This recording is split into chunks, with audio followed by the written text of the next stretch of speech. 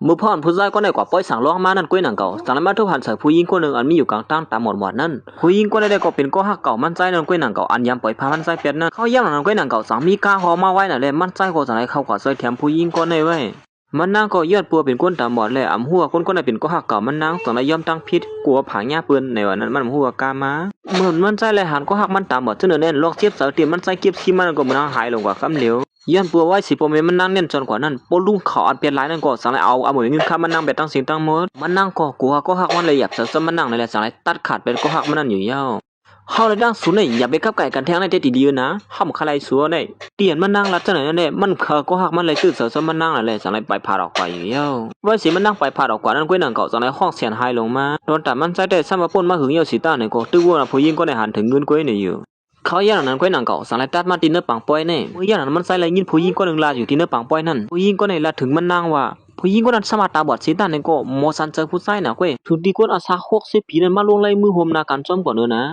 ะผู้หญิงก่อนมาลาอยู่ในได้ก่อนเจอเปิ้นเจอผ่านหนังเก่าเป็นลูกพี่ลูกน้องกันดังมันนั่งนั่นก้อยเป็นลูกปูลูกเป็ดหลายคนหุบซีมาเอาไว้เงินข้ามพ่อแม่เขานั่นเยามันใจได้ถ่วมันเขาโองกันเนี่ยก็สั่งไล่ไปเขามาหาผู้หญิงเป็นหลายนั่นกำเหลียวเอามานั่งอ่อนเอากับสื่อพูดซักกันนั่งปอเขาในอยู่เหมือนผู้หญิงก็ได้ยินเสนอก็เป็นอันยินโจมยินเสื้อสีไข่ขู่ลงขึ้นมากำเหลียวก้อยกาข้ายันนั่งก้อยหนังเก่าผู้หญิงตาบอดนั่นก็มีคนอ่อนมันนั่งมาตีเนื้อปังป้อยในเหมือนกันหนังเก่าเหมือนผู้ชายก็ได้เลยหันเป็นสายก็สั่งไล่เลี้ยนเข้ากว่าหาผู้หญิงก่อนมาเจี๊ยบอะไรรู้อยู่นั่นก้อยกาสมบัติมันใส่เจี๊ยบเจอในผู้หญิงก็ได้ชิดตาในก็เจอหักอันวันนั้นเต้นหรือเหมือนไรล้ามันใส่สั่งไล่ขวาผู้หญิงก็ได้ขึ้นมานางเสียมันนั่งสั่งถามว่าเฮ้ยสู้เป็นเพลินนี่เขายันนั่นมันใส่ก่อนเลยละสั่งมายศยาปันเจ้านั่นก้อยเหมือนมันใส่ลัดขึ้นมาว่าอย่าปิดต้งเลยนะในนั่นก้อยหนังเก่าผู้หญิงก็ในก็มุนใจขึ้นมาว่าเฮ้ยเสียงซึ่งในเหมือนเขายำยินไว้หล่ะในย้อนปัวมือพ่อนเขาขึ้นเฮียนจอมกันนั่นผู้ชายก็ในยำยศหยาบมันนั่งตัดสิเหมือนมันนั่งอ่างที่มันลูบหัวผู้ชายก็ในก้อยหนังเก่าโหในทีเดียนมันนั่งฮะในไอ้หนังผู้ชายก็ในก็สั่งไล่ไปออกกว่ามันนั่งก็วนถึงก็หามันในเก่าห้องไห้นั่นน้ำตามีสีตาในก็แต่มันใส่ก็สั่งไล่ปอกมากเขาขึ้นที่เนื้อปังป้อยแทงกำหนึ่งผู้หญิงเปลี่ยนหลายในก็สั่งไล่อ่อนเอามันใส่เขามาทบปอกเขานั่นกำเหลียวอยู่แล้วมันใส่สั่งว่าเฮาติลงไล่มือโฮมนากันกันนั่งสูก้อยกาเฮาติไล่เตะนะเฮิรจอมผู้หญิงคนที่ใส่เสื้อเครื่องสูในลุงก็ได้วนมาเป็นลูกยิงมันเย้าในสิเนียดลงไล่มือสิพร้อมสารสมกำเหลียวอยู่เย้าเขาอย่างนั้นมันใส่กดสั่งว่าเฮาเขาเตะนะเฮิรจอมคนที่ใส่เสื้อเครื่องสูสิด้านในก็ก้อยกาผู้หญิงคนนั้นอ่ำเสื้อลูกยิงสูนะเฮ้ยที่เจอซึ่งนั้นผู้หญิงคนนั้นตามหมดเหรอนั่นเฮ็ดอีสังตั้มเปลี่ยนกว่าเลยนะลูกยิงเขาในเฮ็ดอะไรกูเมียวอ่ะมันนั่งก็ตู้ย้อนเฮาเมเขานั่นจอยลาดกันอีกนึงในอยู่ก้อยกาเมเขาลาดจึงหือก้อยเย้าผู้ชายคนไหนย้อนปูอ่ำเขาเลยผู้หญิงก็ได้สิมือเตะซ้ำมันก้อยเย้ามันใจสั่งว่าป้อมเคยเจอนั่นก็นาการนะเฮาเดี๋ยวมือขึ้นเหี่ยวว่าลุงคนไหนก็ย้อนปูเขาเลยนาการให้ยิงเยอะแหละจังไรย่อมเฮ็ดจอมหนังอังคังสมันใจเขาเปลี่ยนนั่นอยู่เย้าโอ้ไล่เขาเอาป้อนั่นก็มือยันนั้นมันใจก็สั่งลาดว่าเฮาผู้หญิงก็น่าหางแฮนคู่มือผูกเทมาหับในก้อยเบี้ยวกองไปปอกมือเฮือนเนียวผู้หญิงก็ได้เป็นอันเจ็บเสือไว้อยู่เฮ็ดนั้นเมื่อออกมาภายนอกนั้นก้อยหนังเก่าน้องไส้มันจังว่าอย่าไปลัดนะว่าสุลืมก็หักเก่าสุ่มไล่เย้าในนั้นมันใจสั่งลาดนี่น้องไส้ว่าหลอนมันใจห้องมาแต่มันเข้าตอบแทนหลอนผู้หญิงก็นั่นเลยเฮ็ดไรไว้หนึ่งมันนั่นก้อยเนี่ยเย้าเมื่อมันนั่งปอกมาที่เฮือนนั่นก้อยหนังเก่าและยินโปลุงเขาเลยลูกหิมันอู่กันหลอนมันนั่งที่เตียนเฮือนนั่นเขาในสลบผู้หญิงตาหมอดเจ้านั้นเขาฆ่าเอาเก้าเลียนเกนั่นเมปานให้กดสั่งลัดขึ้นมาอย่าไปลัดน้ำเยอะเอาผู้หญิงตาหมอดให้กว่าเรียกมาเงิน50 ล้านในมันกึ่งว่าเกลือมันนั่นมันนั่งอะไรยินเจ้านั้นก็ควักน้ำเลี้ยงตัวแตกให้นั่นเฮียงเขาอย่างนั้นปลุงเขาก็สั่งลัดที่มันนั่งว่ามือผูกในหางแฮนโคเลี้ยวก็ออกกว่าตีเฮือนกันในกำเหลียวเนี่ยมันนั่งก่อมย้อมมืออย่างนั้นผู้หญิงก็ได้สั่งว่าสุดที่อยู่ป้ากินที่ไหนก็ได้เปลี่ยนการมันก็ได้เฮ็ดนาการวันเฮาเนี่ยอยู่เฮือนที่ไหนเป็นเฮือนเฮาพ่อแม่เฮาผากไว้ปานเฮากุมณีก็เป็นกุมณีเฮาสุดที่เฮ็ดสังที่เฮาเที่ยงเขาอย่างนั้นปลุงก็ได้ก็เป็นอัสลามเสลูกขึ้นมาแล้วก็เอาน้องชายมานั่งมาหลอกเงินอยู่เยอะมันนั่งก็ย้อนปัวตระหนักแต่เหตุการณ์ว่าน้องชายมันนั่นจากไรยอมเฮ็ดจมหนังปลุงเขาสั่งนั่นอยู่เยอะจากไรพร้อมเสด็จนะเฮือนจมหนังปลุงเขาตามบ้างไว้บ้านนั่นอยู่เยอะเฮ็ดนั่นเสถึงกลางทางเมืองเลี้ยงมามันนั่งก็จากไรหางเฮ็ดคู่มันเปิดทางอยู่เยอะเมื่ออย่างนั้นมันใจก็จากไรอ่อนผู้หญิงก็ในกว่าห้องยาเสกว่าเสียตุ้ยไปอยู่ลีเสก่อนไปฉายตามันนั่นเป็นคือพ้องในเยอะเฮ้สัตว์เสือเขาเต้งก่อนเนาะมันใจสาระขึ้นว่าเขาเจ็บด้วยสายตาเขาเนี่ยมันซื้อว่าเขากูเขาโยกกะมาปั่นเขาขนาดนึงก้อยนี่อยู่ก่อนเป็นน้องใส่มันสั่งว่าพี่นางเฮาขัดซอยเพียงพี่นางยืนเนื้อไปไหนก็ลองในตีเตี๋ยมันก้อยเข้ายาวได้ตีได้คู่กันกว่าอยู่ก้อยย้อนทั้งนั้นนั่นมันใส่ก็สั่งในอ่อนไม่นางมันมาเสียดด้วยสายตานั่นก้อยกาไม่นางมันอ่ำหัวตีเตี๋ยมันเขาตั้ง2 ก้อนในเป็นก็หักเก่ากันแน่เขาตีเลยห้องสู้ว่าฮือล่ะนี่มันก็สั่งในรัดซื้อมันก้อยกามันไหลรัดซื้อเตี๋ยมันสู้เป็นกุ้นอันล้วนลงอล่างซ้อมปนลูกห้องเจอเยอะวะตอนแต่มันนั่งก็สั่งในถามใส่ซื้อมันว่าเฮ้สั่งในสู้เลิกมาเตะนะเฮือจอมก้นตาหมอเจ้าหนังเฮานี่อยู่สวมลูกหูลองตั้งมันอันสู้หูเลยสู้เลยมือซ้อมเฮานั่นก็ยังเหมือนพอมาตีเฮือนั่นใส่ซื้อมันก็หูมันนั่งตาบอดนั่นก็จังไรเฮามันนั่งเสิร์ฟมันซอกตีนมันปาแทงก่อนอยู่เย้าย้อนเปื่อมันใจเสียบเจอเนื้อร้อนก็หักมันเฮ็ดเนื้อมือมันมือพองป่นมานั่น มืออย่างนั้นมันใจกว่ามีเยอะแล้วเลยจังไรจอกขี่มันผู้หญิงก็ในกำเหลียวมันเลยหันผู้หญิงก็ในเหมือนเลี้ยแบบเต็มเซอร์เลยจังไรลัดขึ้นมาว่าเฮ็ดสังเขายามมีก็หักมือขึ้นเฮียนผู้เยาเฮ็ดสังไรเขาซ้ำเฮ็ดกลางเขาบ่เป็นได้ไหนได้มาตอนตามันนั่งก่อมสังเฮ็ดซื้อหือห้องหายสีน้ำตาแตกอยู่เฮ็ดนั้นมันนั่งก็วนถึงก็หักมันอยู่ก้อยกะย้อนปัวป่นมาเข้าหึงเยาแหละมันนั่งปอตาอ่องเยาอำต้องไรหน้าตาก็หักมันเป็นซื้อหือในเยาเฮ็ดอันเสมันใส่ก็เป็นอันเจ็บใจเลยจะลำเสมากินเหล้าอยู่ห้างก็เหลียวมันอยู่เยาเยาก็สังไรมาป้องอยู่ห้างก็เหลียวมันมาเบสังไรผู้หญิงก็ได้เป็นคนจึงไหนให้มาเขาอย่างนั้นเมปาก็เหตุการณ์เฮือนในก็อันที่มาซอยมันนั่งเก็บโคเก็บเลี้ยงมันนั่นมันนั่งก็ย้อนมันติเฮ็ดห้างก็เหลียวมันก้อยในอยู่เขาอย่างนั้นมันนั่งก็สังไรซุกออกมาอันนึงคู่ขอนั่นได้ก็เป็นย้อนปัวผมมันเลยปานไว้มื้อไหลปีป่นมานั่นมันนั่งก็วนถึงขึ้นมือพ่ออันเขาฮักกันนั่นเสน้ำตาลมันนั่งก็จังไรกิ่งตกลงมาอยู่เย้าเขาอย่างนั้นก็นั่งก็ใจเจิ้นก็จังไรฮอดมาถึงที่ไหนมันนั่งก็นิดถึงซิมโคของมันนั่นกำเหลียวมันใจหันว่ามีนางมันห้องหายได้จังนั้นขึ้นว่าก้นตาว่าเจ้าหนังสูอยู่ซ้ำเฮาที่ได้ตึกใจอีสังเทียงลงหลังสุมาห้องหายเสนอเดมจะไล่มันเฮาเสนเงิน50 ล้านที่ซื้อสุมาน่ะอย่าไปเฮ็ดจังไหนเขาอย่างนั้นมันนั่งก็จังว่าสู้ว่าเฮาตาบอดไปจังไรสุสามารถติดนะเฮาเจ้าเฮาเฮ็ดจังไรสูเป็นก้นมักมีลูกสาวมหาเศรษฐีหางหลีหางงามตั้งหลายก็เลยจะสูเป็นสังไรสุ่มกว่าเอาคนซื้อนั่นเป็นสังไรมาเอาคนตาบอดซึ่งเฮาสูมีตั้งเยอะอันนี้สังไรมันใจกวยละเขินมาแทงว่าสูมีบุญพรดาเตถามมันนั่งก็จังละขึ้นมาว่าปัวสูลองในสุ่มรัดในเฮาไรก็เฮาว่าแต่ลองเฮาเต็นนะเฮิรนจำกันนั่นกึลือกันได้กวยเตติเดียวนะเลยยินเขาก็มันนั่งละเจ้านั้นก็เฮ็ดให้พอเล่งหนุ่มบ่ได้จะลำลงขึ้นมากำเหลียวเมื่อย่างนั้นมันนั่งก็จังว่าเขาตั้งสังโกตั้มมีลองเทียบใส่สังเป็นสังสูงยอดพม่าเฮ็ดไหนแน่มันแซมไปจังได๋ตอบเป็นสังน้องใส่มันก็จังได๋ห้องขึ้นมาจื้อมันใส่กำเหลียวเหมือนมันนั่งได้ยินจื้อใส่เจอมันก็เป็นตุกซะกว่าเฮ้ยเป็นสุฮาไนสุมาอยู่หิมเฮาฮาดอสุเป็นปีศาจสองเซอร์เมื่อย่างนั้นมันก็จังได๋ลักคอน้องใส่มามือของเขาหยังมือเนี่ยกีลีดขึ้นกำเหลียวลูเขาอย่างนั้นก็นั่นก็น้องใส่มันก็จังว่าเฮือจังขึ้นถามปีโลเขาว่าอ๋อข้าว่านี่อันปีโลห้องว่านั่นเป็นก้นเลยค่ะล่ะเขาว่านี่ก้นก็ซื้อมาซึ่งนั้นเขามีที่ไหนคะโยเป็นก้นเลยค่ะล่ะฮู้จักกันเฮือค่ะฮะมันนั่งกอมได้ละได้สังจากเวลาขึ้นมาว่ามีลองอีสังอ่ะวะแต่เฮาได้ถ่อมผิดกว่าก็โยเขาอย่างนั้นมันใส่ก็จังว่าเฮาดีกว่าเหตุการณ์ที่ห้องการเฮาก่อนซุปเปอร์เฮือนก็เร็วน่ะ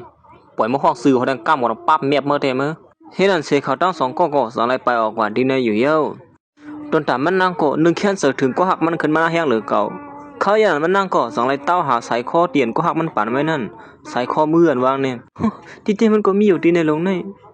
นมันนั่งก็ออกมากวาดอ้วกไว้ให้นั่นเหี้ยมันนั่งก็สังไรลัดข้อความปัดฟังถูกจอกับมันสุยไปว่าบ่นเจังไหนอยู่เย้าเขาที่เฮ็ดจะหือมาเป็นมหาเศรษฐีหลงคนไหนมันตื่นใจเขาอะไรหรอแหในว่านั่นตีแต่ก็คนก่อนมันว่าดอกยังก็เป็นก้อนเหลวกันเว้ยก้วยกามือพ่อนมันใช้ออกมาภายนอกไว้ดังเก่าสังในผาหญ้าสะก้นก้อนนึงอันยิบกอกนำมาฮึมือกวยคิลิงบ่ต้องเฮาแล้วเสือก่อนนี่โอ้ความมันอินครับพี่สังเฮาอ๋ออำเป็นสังสู่กับเหตุการณ์สุละมันใจก็เมื่อเลยหาว่าซื้อคู่มันโกยอยู่ในนั้นอำสังให้จึงหือแล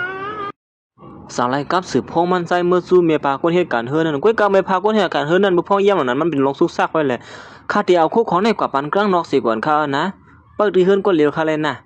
มีปากคนเหตุการณ์เฮือนในก็อำเลยเอาพงมันกว่าเลยมือพ่ออันมันใจกับสืบมานั่นก้อยหนังเก่าแม่ได้ยิงก้นตาบอดในก็จะได้ยินเสียงพงมันใจเฮ้อพงเผาขาดใน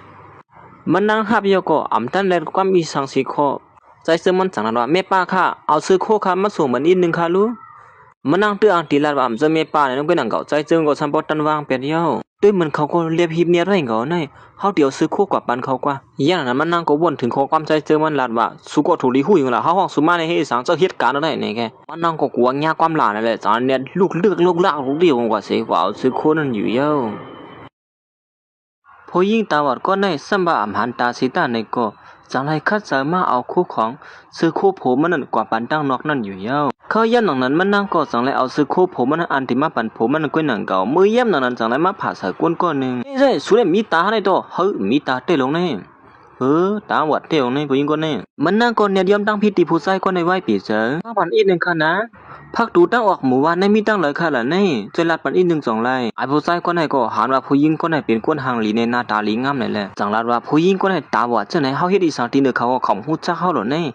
ถูกใจฮะมาแล้วบ่สุ่มฮู้จักตั้งเฮาที่อ่อนสุกว่านะเขาย่างนั้นไอ้ผู้ชายก้อนในก็อ้างที่ป่นเหลือเนื้อมันนะมันนั่งก็ย่อมง่ายๆเฮ้เฮาแต่เมื่อเลยสู่ห้างพาก็พาเต็มมาช่วยซื้อนะเฮาว่าเตี้ยเฮ้อย่าไปเฮ็ดสังตีเฮานะปล่อยเฮามื้อเร็วในมือยันนั้นตอนตามันใจก็เปิดตั้งหือยก็มีผมาส่งซื้อโคมันแหละจังไรอุบพงแทงกำหนึ่งคุณใจค่ะมือเดี๋ยวนี้คุณยิ่งหาลายตัวกว่าค่ะของเหลือมูค่ะนะมันใจก็มือเลยพูดฉะนั้นจังไรก็ซ้อมหาอยู่เย้าตอนตาไอ้ผู้ชายก็ในก็อ้างที่พูดหรือผู้หญิงตาบอดนั่นอยู่ให้นั่นที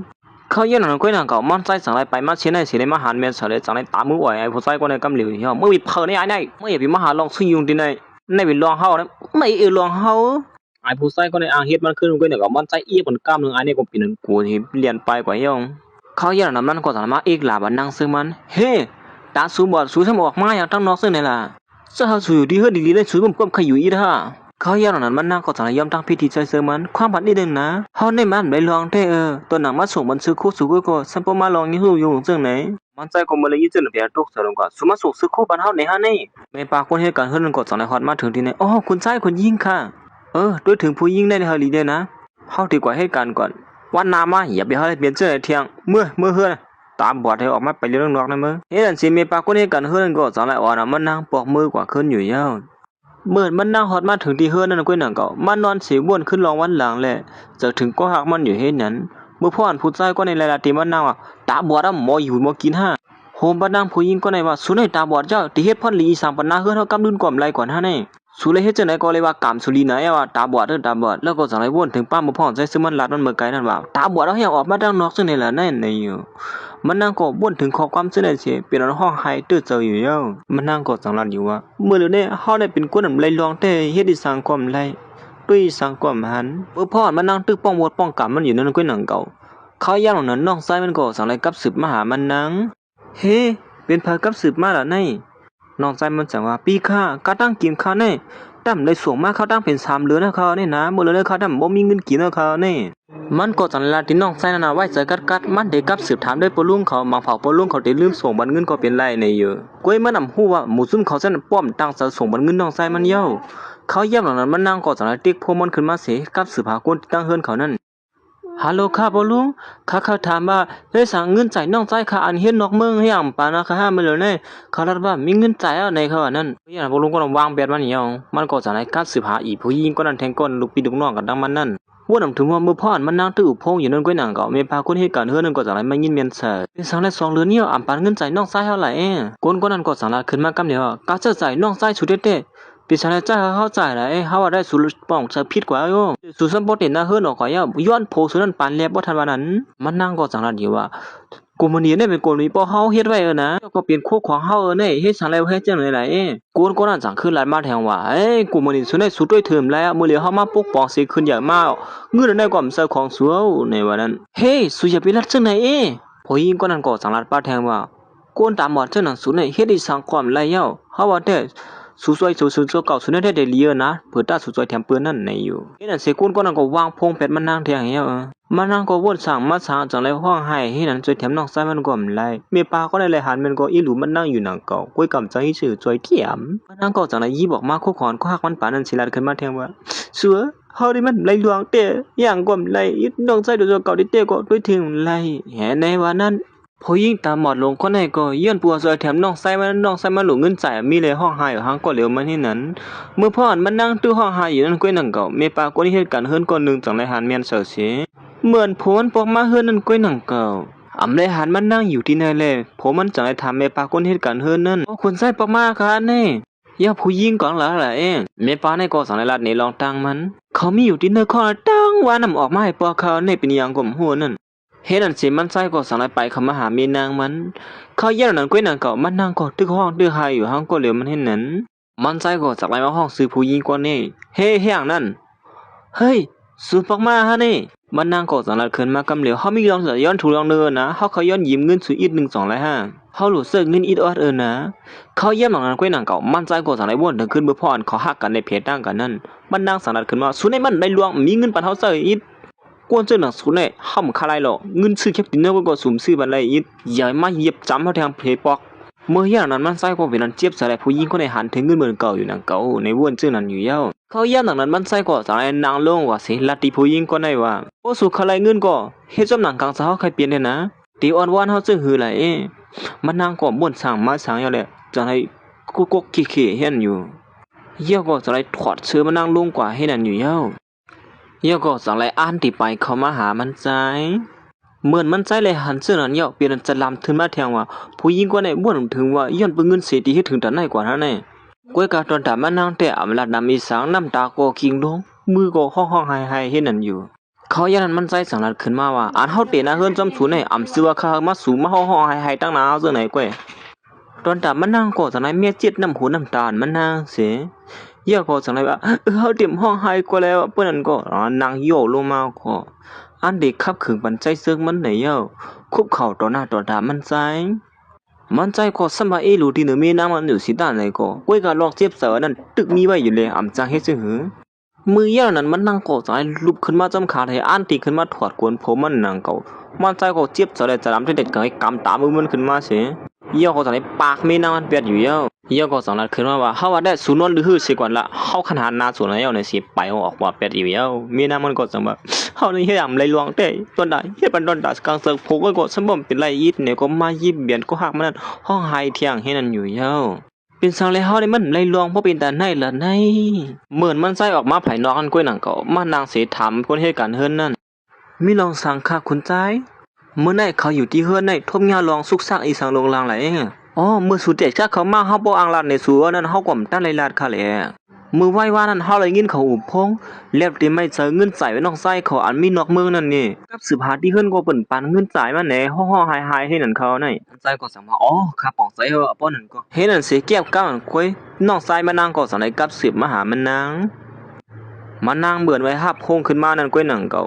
น้องไส้มันก็สั่งได้ลาดลงขึ้นมากำเหลียวว่าอ๋อมีคนลอยเงินมาปั่นใครเอาคั่นนะแล้วสินั้นลอยเงินให้นำมาเป็นไรปูนเด้เขากวนลอยเงินนั่นก็เซอคนดีนะเฮือคั่นนะเปลี่ยนก้นก่อนเป็นก้อนนึงค่ะอ้อเปลี่ยนชื่อโผมันนั่นคั่นนะมันนั่งก่อมหลายๆอีสังสุดเลยฮับเงินก็เหลียวน้องไส้ไหนก้อยตัวถึงตัวเจ้าเก่าลีๆเด้น่ะอย่าไปให้นะอะล่ะกูยากขวานเด้อมื้อไว้สิมันนั่งวางพงกว่านั้นก้อยนั่นก็มันนั่งก็จังลัดขึ้นมาว่าดีแต่มันก็สวยๆแถมเฮาเอาเงินจ่ายปานน้องไส้ให้อยู่ตรงเก่านี่เฮาจะเลยเฮ็ดนาตีเมีเฮลีจงนางอันเขาลาดในไหนมันนางก็นางหือโผมันติเขาเสาที่เหนือมันนางตีย่อมเฮ็ดวันดอนด่าโผมันนั่นล้อนโผมันเจอแถมมันนางใจปักค่อนเตามันสินลุกขึ้นมาอันตีเข้ากว่าที่ในข้องมือหุงเข้าหุงพักอยู่เย้าเหมือนมันนางฮอดมาถึงที่ในข้องมือนั่นก้อยหนังเก่ามันนางก็จังไหนมาเตาหญ้าหมอใหม่มืดมันนางก็จังไหนปองอยู่ขึ้นมากำเดียวโอ้มันคือชั่วโมงตัวมันเจอหมอใหม่หลงเอ้ยในไข่ไก่ไงล่ะนี่มันนั่งได้ก็ย้อนปัวตามหมดแลสมาเข้ามาคือหุงพักบันโผมันไหนเลยเมื่อมันนั่งมายิ้มมาคือสวมนั่นก้อยหนังเก่ามันนั่งก็สังว่าซึ่งหือก็ย่าเฮาเฮ็ดข้าวพักวันทนตาผู้เฮากว่าพี่น้องเขาจำบ่ด้วยเขารู้ก้นตาบอดเฮ็ดพักในมันติวานมอกะหือนี่นั่นเกี่ยวกังก้อยมันนั่งก็หางเฮียนสุกโยโตลิงเมื่อพ่อนผมมันอ่างติกว่าการนั่นก้อยหนังเก่ามันนั่งก็สังนั้นว่ามันหางเฮียนไว้เขาพักวันไว้ตอนตัดดีกว่ากินที่เหตุการณ์นั่นนี่เยอะเฮาหางเฮียนเขาพักสุกเมื่อวันนั้นน่ะสุกกว่ากินที่เหตุการณ์นั่นนะมันใส่ก็สังเลยว่าเฮ้ยมีนั่งก็ตามบ่เหตุการณ์นี้มาคงพักอยู่แน่มันใส่ก็อีหลุยสิตาก้อยกว่าสังให้แกงลาดออกมาว่าลีอยู่นั่งเขาเลี้ยงเขาก่อมซุ่มเขาสุกเขาย่านนั้นมันใส่ก็สังเลยวนถึงเขาก็ไม่ปาคนเหตุการณ์นั้นเขามาอยู่ที่เฮือนจังได๋ติไปสุดตาเขาก็ซับบ่เดียวที่ปล่อยจังได๋ได้เขาติเฮ็ดให้เขาเป็นคนย่องกว่าเขานี่นะบ่เลี้ยงหลวงเฮาว่าคำขึ้นในเฮาติกว่าปังป้อยสู่หางเฮียนตัวเลยหางใส่ซื้อคู่กว่าซ้ำเฮาเลยนะแต่มันนั่งก็สังวนอยู่ว่าไว้สิเฮาตาบอดเจ้ากว่าป้อยมื้อเลยก็ถูกปืนเคยขู่ใส่หน้าเฮาซึ่งไหนก้อยกาซึ่งหือก็ยาวมื้อเลยมื้อเขาเฮากว่าเฮาก็ติกว่าซ้ำเขาเสเหมือนมันใส่ฮอดมาถึงที่ให้การเสียมากินนั่นก้อยหนังเก่าน้องใส่มันเลยหันเมียนเฉยสิจังว่าเฮ้อเขาพักในดำสุขอีกเขาล่ะเขาว่าได้กินดำไล่สิอีกก่อนเขาในเอาเปียเหี่ยวละมันใจก็ย้อนเปื่อเคยกินห้อยมือเมียนางมันเฮ็ดแหละจังได๋ยอมกินโดยดองตาอ่านสุกในเหี่ยวเฮ็ดนั่นเสถึงมายามกลางค่ำมันนางก็จังได๋หางเฮียนใส่ซื้อคู่หางลีตลาดได้กว่าเขาปล่อยปีเมื่อใต้นั่นอย่างนั้นมันนางก็เป็นนั้นว่าหางลีหางงามไม่ได้หนังว่าใส่คู่เขาก็บ่ได้ว่าสั่งล่วงเอาเหมือนมันใจอะไรมาหันไม่นางมันใส่ซื้อคู่สีมือพาอยู่นั่นก้อยหนังเก่าอาโลซ้ำใครหางลีหางเล่าไว้หนังเก่าล่ะไหนมันใจก็วนว่าบ่สิใส่ซาปกตาจังได๋กว่าปังป้อยได้อันป้อหางลีมันใจก็จังได๋กี่ออกพาปกตาไม่นางมันนั่นอยู่ยาวก็จังได๋จ่อออกมาพับปกตาอันบางๆอีๆนั่นเสิมามัดปานลีงามๆอยู่เขาย่านนั้นเขาตั้งสองโกสองไล่ฮอดมาถึงที่ปังป้อยนั่นอยู่ยาวตอนแต่มันนางก็วนถึงขึ้นเมื่อพ่อนมันกว่าป้อยแล้วถูกปืนเฮ็ดให้มันปอกนึงปอกนึงอยู่เฮ็ดอันนี้นั่นจานมันกูดมันนางซัมโพดอนป้อเลียนให้ไหนอยู่ยาวผู้หญิงเปลี่ยนหลายในเฮ็ดปานนางซัมโพมลีโลลีเอาสิถึงที่เฮ็ดให้มันนางอีปานมันจามนั้นพดก่อยผิวกว่าให้นั้นก้นตาหมอนจังหันสูในใครเข้าปังป้อยจังเพิ่นอ้ำลิวลีอายเพิ่นละมือพ้องเยี่ยมหลังนั้นได้ก็มันนางฮ้อๆหายๆอยู่ห้างก็เหลวมันเห็นนั้นย้อนปัวมีไผมาช่วยแถมได้ก้อยกะปอกำได้ได้มาส้มผมมันจังไหนได้มันนางก็เป็นอันอุ่นใจไว้อยู่เฮ้อมีนางพลเลี้ยงเฮาค่ะในเป็นอันห้างลีห้างลาไว้เด้เนาะกึ่งแลบบ่กึ่งแลบเย้ามันใจก็จังว่าเฮาได้กลับสิเฮากูก็ฮู้ซัก ก้นอันเดียก็เป็นมีนางเฮาเขาก้นคำว่าโฮมบางป้อยนั่นก็เป็นอันยองอ้ามสมันใจเตี้ยวๆอยู่เมื่อย่างนั้นตอนตาผู้หญิงเปลี่ยนหลายนั่นก็มาโฮมปังป้อยสำหนังเปิ้นเย้าแต่ก็จึงสู้ว่าเขาเย้าหยอกเลี้ยงพี่ยิงก็ในก้อยหลายเฮ็ดสังไรวันเหมือนในเขาซ้ำห้องคำว่าปังป้อยยิงอย่าลงจังไหนไหนเนาะอย่าไปลัดนะว่าเขาเลยเจอผู้หญิงตาบอดให้เปียดนั่นผู้หญิงก็ในเลยขันจังนั้นก็ปิ้งโปเสือขึ้นมาเตี้ยวๆว่าอยู่เย้าเมื่อย่างนั้นก้อยหนังก็น้องใจมันซ้ำมาลาตีมันใจว่าพี่ไอ้ค่ะตีหน้าห้องการเท่านั้นมีลองอย่าเฮาพี่ไอ้กว่าลงลายมือหัดเน็ตปอกกว่าที่อีกนึงค่ะนะอ๋อเฮาป่องซอยว่านี่สูป้าเฮาตีนให้ปังป้อยในน่ะเฮาตีปอกมือที่ห้องการกำหนึ่งกำเฮาตีมาหาสู่ขึ้นกวยเฮ็ดอันสิมันใจก็สังไรไปผัดไม่นั่งมันออกกว่าอยู่เย้าไว้สิมันใจไปผัดออกกว่านั่นกวยนั่นก็มีนั่งก็ย้อนปวดตามหมดเลยผู้หญิงก็นั่นก็เอาเข้าย่ำหลีเหมือนมันนั่งอยู่ก็เหลียวนั่นเย้าเฮ้ก้นตาบอดของเส้นไหนก็คำมาปังป้อยซึ่งหนังเปิ้นเห็นก่อนเนาะแต่มหันตาค่อยคำมาโฮมปังป้อยซึ่งหนังเปิ้นอำลีอายเปิ้นฮื้ออำนั้นก็กลัวผู้ชายโผสุนั่นกูเพิ่นมาหิมว่าหาดอกว่าลาก็มาจอมซึ่งไหนแน่มันนั่งก็เลยยินเสียงผู้หญิงคนใดก็ต่างนั้นขึ้นมาที่ได้ก็เป็นสูแน่ก็จะป้มเปลี่ยนเฮาที่เป็นเผามาลัดซึ่งไหนดีสูแน่มือเตะมันเหมือนหักสูในแขนแขนโตแก้มซื้อห้าแห้งมือเหลียวในไว้ไก่เตื้อไหลวานก็ป้มมาจอกกว่ากันเนาะล่ะก้นตาบอดเจ้าหนังเขาเนี่ยเลยจอกกว่าผู้ชายในเขาจังได้มีหมออีสังเฮ็ดไหนเกน่ะก้นตาบอดแน่คุยกันว่าเฮาไปใครฮู้ว่าเขาได้เฮ็ดให้ผู้ชายก็ได้หยอกมาขอซ้ำถือฮอดถึงเมื่อละปุ่นไหนอำหือสางเปิ้นบ่ดินยวงเขาบ่เปียดำฮู้เขาอย่างนั้นมันนางก็สังนัดว่ามังเผาร้อนเขาลัดมาในก็ถูกเมียนอยู่เด้เขาได้ปล่อยเปียทั้งมื้อแล้วก็ต้องฮู้เจ้าสุเนี่ยเป็นคนมีกาขันคนนึงเว้ยมีสังไรมาเฮ็ดไหนน่ะแน่ผู้พ่อเขาถางลิกนางเสื้อมันอยู่ก็นั่นก็ใจเจินก็จังไรฮอดมาถึงดินเสียว่าเฮ้สูมาละขอความเสนอดินนึงเขาเลยจึงเหยเฮ้ยสูมากขึ้นเฮานี่เมื่อพ่อนหมูจุ้มเขาตึกถางเรียกดินนั่งเสื้อมันหันว่านั่งเสื้อมันตามหมอดในนั้นก็นั่นก็ใจเสื้อมันก็จังไรฮอดมาถึงดินในเขาย่านตรงนั้นมันใจก็จังไรหลามันหมูจุ้มเขาจะได้อยู่เหี้ยวถึงที่ผู้หญิงก็เลยก็สะโพกตวกเสือลงกว่าคำเหลียวมันใจก็จังว่าสามารถสุ่มเคยเข้าโฮมหน้าการนั่งสู่ในก็เข้าได้กึ่ลือลงโฮมหน้าการนั่งสู่ก็แล้วบ่ทันว่านั้นก็เดี๋ยวในกว่าเข้าทีมโฮมหน้าการนั่งสู่กึ่ลือขนาดนึงก็เหี่ยวเปิ้นนั้นผู้หญิงก็ในเลยยินจนก็เปลี่ยนตวกตวกเสือลงขึ้นมาคำเหลียวกวยขี้ลิงเฮาในร้องในปัวเฮาฮู้ได้ยากควันเต้ในเฮาเนี่ยมันนั่งก็กลัวกึ่ลือเลยจังว่าห้ามเลยเฮ็ดจังนั้นขนาดความบันเฮาอีกนึงค่ะอย่าไปกึ่ลือลงโฮมหน้าการตั้งเฮาในละค่ะนะมันใจจังว่าหมู่จุ้มสู่เฮ็ดเธอมีนางเฮาเลยเยอะนางอายที่ในเกียกางเปิ้นจังไหนสุดที่เฮาเฮ็ดจังเหยมันนางก็สั่งว่าเฮาก็เต้ๆเย้าหลอกเน้นน้องยิงเฮาขนาดนึงก้อยข้ามในเฮียงขนาดนั้นบ่สุ่มเลยเจอในก็ตั้งแต่ในกว่าเฮาติ่มนัดความนำเที่ยงเฮาค่ะด้วยหน้าเขาเนี่ยเรียบลานเรียนไว้ให้เขาอย่างนั้นผู้หญิงก็ในก็สั่งยอมตั้งผิดใจเซินไว้ปีเซอกวนสุถูริยอมตั้งผิดได้นำเซอเฮานะมันใส่ก็สั่งเลยเฮาหมู่ซุ่มเขาเสนยอมตั้งผิดที่มีนางมันนั่นอยู่ยาวผู้หญิงก็ในก็สั่งนั้นว่าความมันปีนะน้องยิงปีเย้าหยอกเล่นขนาดนึงก้อยในอย่าไปเอาตั้งผิดปีนะมากกะมันมือมันนั่งในปีเจอปีคอมันนั่งสั่งว่าปล่อยมือเฮามือเลี้ยวได้อย่าไปยิบมือเฮาออกไกลๆรู้เพราะฉะนั้นก็ปีดินออกไว้นั้นเพราะนั้นก็สว่างละฮะจุกด้วยอีสังหลานเน็ตออกกว่าแล้วค่ะปีเน็ตออกกว่ามือเลี้ยวในขณะเขาอย่างนั้นนั่งเสื้อมันก็เปลี่ยนยินส้มที่เหนือใส่เสื้อมันได้ว่าหล่อนใส่เสื้อมันมาใส่แถมมันนั่งไว้นั่นมันใส่ก็สั่งไรลัดติเมนั่งมันนั่นว่าเป็นสั่งแรกสูซ้ำป้อมตอบเถียงขึ้นเหรอเปิ้นมาเป๊กกินสูเสื้อไหนนั่นสูเป็นเมนั่งเฮานั่นนะที่เฮาเปิ้นมาเป๊กกินง่ายๆเสื้อไหนก็ยังห้ามันนั่งก็สั่งว่าเฮาวนตัดได้เคียงขึ้นอยู่ก้อยกาเฮาได้เป็นคนตาหมอดที่เฮ็ดซื้อเอาเป้เปิ้นไรล่ะลองในสมบนด้วยล่ะเพราะฉะนั้นก็ต้องไว้เลยนะพวกผมมาเป้กินสูในก็ลัดในเฮาเลยเฮาที่ซวยแถมสูก็เฮาได้ให้กลางวันตอนดัดสูก็อย่างนี้ไล่ยินอยู่อันเฮาลัดในมันนั่งไล่ยินขอความลัดใส่เสื้อมันเสื้อนั้นก็สั่งลัดว่าเป็นสั่งไรก้นในเขาให้กลางวันตอนดัดเฮาบ่เป็นดันในแล้วนี่หรือฉะนั้นเขาซวยแถมบ้านนอกใส่เฮาปะเที่ยงกวนต้องไว้เอาค่ะเตรียมเหลือความเอาค่ะเขาเยี่ยมหลังก้อยหนังเก่าสามีไอ้ผู้ชายคนนึงไปเขามาสิหันเป็นนางซึมนี่เป็นนางยิงเหรอนั่นมันก็เน็ตเลียนเขามาหานางซึมมันกับเหลียวนี่สูเป็นสูเต้ๆลงเลยเฮ้ยสูเป็นเพอไหนมายืมมือเฮาให้สังเขาอย่างน้อยในก็สอนให้กับสืบตัวมันสุ่มต้องเฮาเลยฮะเฮาในอยู่เฮือนที่มันค้างสูนั่นนะเฮาได้ดังสูให้ก้อยอย่ามาซ้อมกันสุ่มต้องห้ามมือพ่อเยี่ยมนั้นเฮาเรียนบักลุงดินจ้อมกันนั่นนะเฮาก็เห็นน้องเมื่อเฮาปั่นคอมมันเขียนว่าติปกมาหาสูไหนสุ่มต้องแน่มันนางก็เหมือนแล้วติต้องไล่ผู้ชายคนนี้สั่งว่าเฮ้ยเป็นสูให้ในเปิ้นนั่นก็เห็นในวันนั้นมือเหลียวในสูปอกไม้เอาฮันในเมื่ออย่างนั้นเขาอู่กันภายหน้าไทยตาใช้ซื้อมันแหละใช้ซื้อมันก็ใครตัวหยาบไม่เลยสั่งว่าเฮ้ยก็เป็นผัวในอย่างชุกกันเนี่ยเขาปอกไม้เว้ยกับปอลุงสุ่มปันเขาหาสูนั่นน่ะเขาก่อมเลยปอกมาหาสูมือพ่อหน้าก็สูร่มสวมนั่นเฮ้ไม่อย่ายิบมือเมียกับไว้เนี่ยมันใจก็สั่งว่าเฮ้ยามกับสืบตัวให้อิดเลยกับสืบมันอินด้วยเขาอย่างนั้นมันนั่งก็สั่งในกับสืบเนี่ยใช้ซื้อมันว่าไอ้ผู้ชายก็ในเพื่อนเขามีหิมคางกันอย่างมาซ้ำกันมือก็เรียกปุ่นแน่วันนั้นไอ้ในสั่งขึ้นทำว่าเฮ้ยสวมบินเพอในมาเขาสั่งในเบียนเพอเป็นผูเขาได้อยู่นะมุมแต่ถามไอ้เนี่ย อันนี้ก็เลยพูดซึ่งนั้นตึกละนี่ว่าสุ่มต้องห้ามเมื่อเฮาก็ได้เรื่องนั้นบ่มีเฮาตั้งสองไผว่าบ่เฮาก็เยอะมาเฮาเดียวเฮาอาปันกันแหน่มันใส่ว่าตอนลักขอบเขียนมีนางมาเฮ้เขาเปลี่ยนมีนางเฮาเนี่ยเมื่อมาเราลองเตะหน้าเฮือนเตะหน้าห้าในสังไผหน้าเขาลาดความในตัวๆลาดความมาก็มาเลยเฮากว่ามันก็ลักเขียนมีนางออกขาคำเดียวมีนางกว่าตั้งในลาดอีสังอีดองนะมันนั่งก็สั่งว่ากำก่อนแลเฮาตำในตรงตักเขาอีสังก็หือนึงเขาเป็นไต้กัวเฮามือก็เล็กเพิ่นนั่นนี่นะเขายันนั้นมันใส่ก็สั่งไหลวนถึงขึ้นมือพรเขาเป็นก็ฮักกันมีนางมันนั่นตีมันใส่ว่ามันใส่ในอ่ำไหลลวงกวนเสื้อหนังสูเนี่ยเป็นก้นผ่านก้อยตีมัดเทียเขียงกันดังสุนยิงหางลีจังหนังเฮาเลยจังหือ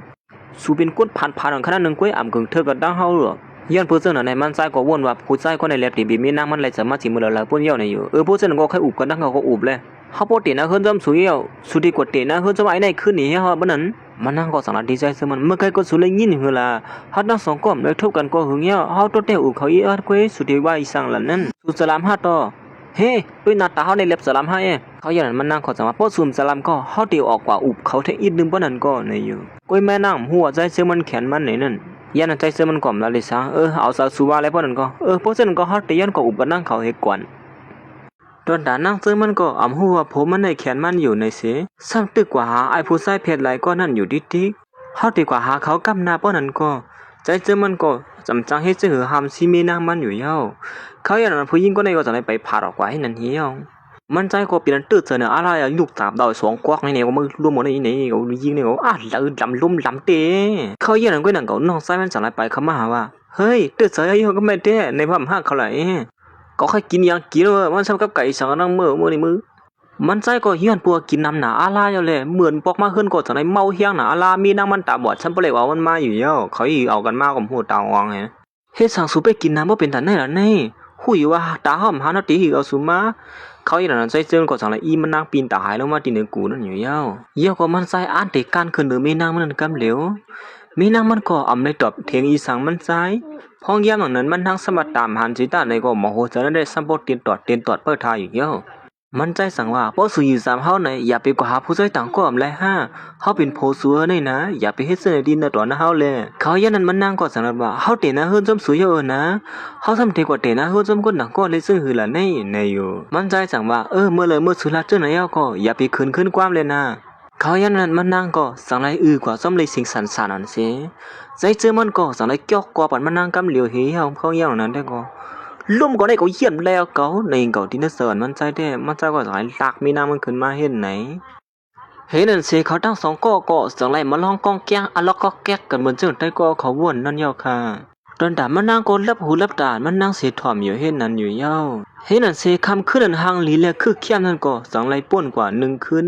เมื่อถึงกลางเมืองแรงมาตอนด่าผู้หญิงก็นั่นได้มาถึงลาติโปเขานั้นพร้อมฮู้ก้อยผู้หญิงตามหมดนั่นเฮ็ดให้คุณไส้เขานั่นไล่เสยเขาเฮ็ดกลางมันเขาก่อนเขาอ้อป้อให้ฮู้ก็เอาลวงมาห่มมือดังเฮาติขึ้นลือในว่าป้อเขาเฮ็ดผู้หญิงผู้หญิงก็นั่นมันนั่งขอสังไรลัดในป้อเขาว่าผู้หญิงตามหมดนั่นเฮ็ดให้เจ้าโครงการใหญ่นั้นยอมเมาซ้อนมานั่งในวันนั้นลุงก็ในก็สังว่าผู้หญิงก็ในเฮ็ดป่วนเรือน่ะอาลาถือตีเฮ็ดให้ลูกหญิงก็เลยตื่นเสือจังไหนมั้ยมันนั่งสังลาตีป้อเขาแทงว่ามื้อเหลียวในเขาตาบอดเขาไม่เล่ปึ้งอิงกุมณีสิตาในก็เขาอยู่ปัตตะกุไสก็นั่นกำลังชุดกูว่าเขามาเอากูมันนี่เฮากว่าขึ้นที่ขนาดในปอเขาอย่างนั้นมีปานนั่นก็สั่งแล้วว่าเฮาติปล่อยไว้เฉยๆได้อำเปียนเหี่ยวกำนึงแต่อำมือเงินคำในที่ตกนนตามันนั่งขึ้นในอยู่ผู้หญิงก็ในก็สั่งว่าห้ามถูดิมันเขาเตะหน้าขึ้นออกกว่าถูดิขังเขาไว้ที่เฮือนในแต่เดลีอย่างนั้นปอลุงก็ในก็สั่งแล้วตีลูกยิงมันเฮามือขวางผู้หญิงตาบอดนั้นปอมมากขึ้นที่เฮือนในกำเหลียวในเย้าเห็นนั่นเสียจังไรตันมากขึ้นที่นั่งเสื้อมันอันตามหมดนั่นเมื่อคำบ้านได้ก็ปีนั้นมีตั้งเสื้อกลางเดินมาได้ก็ดูปากควันเท่าออกมาอยู่เห็นนั้นมีปากก้นเหตุการณ์เฮือนนั่นก็หางแหนเขาพาไอ้ปันตอนตามันนั่งอยู่เฮ้ยคนผู้หญิงตื่นขึ้นมาฮันนี่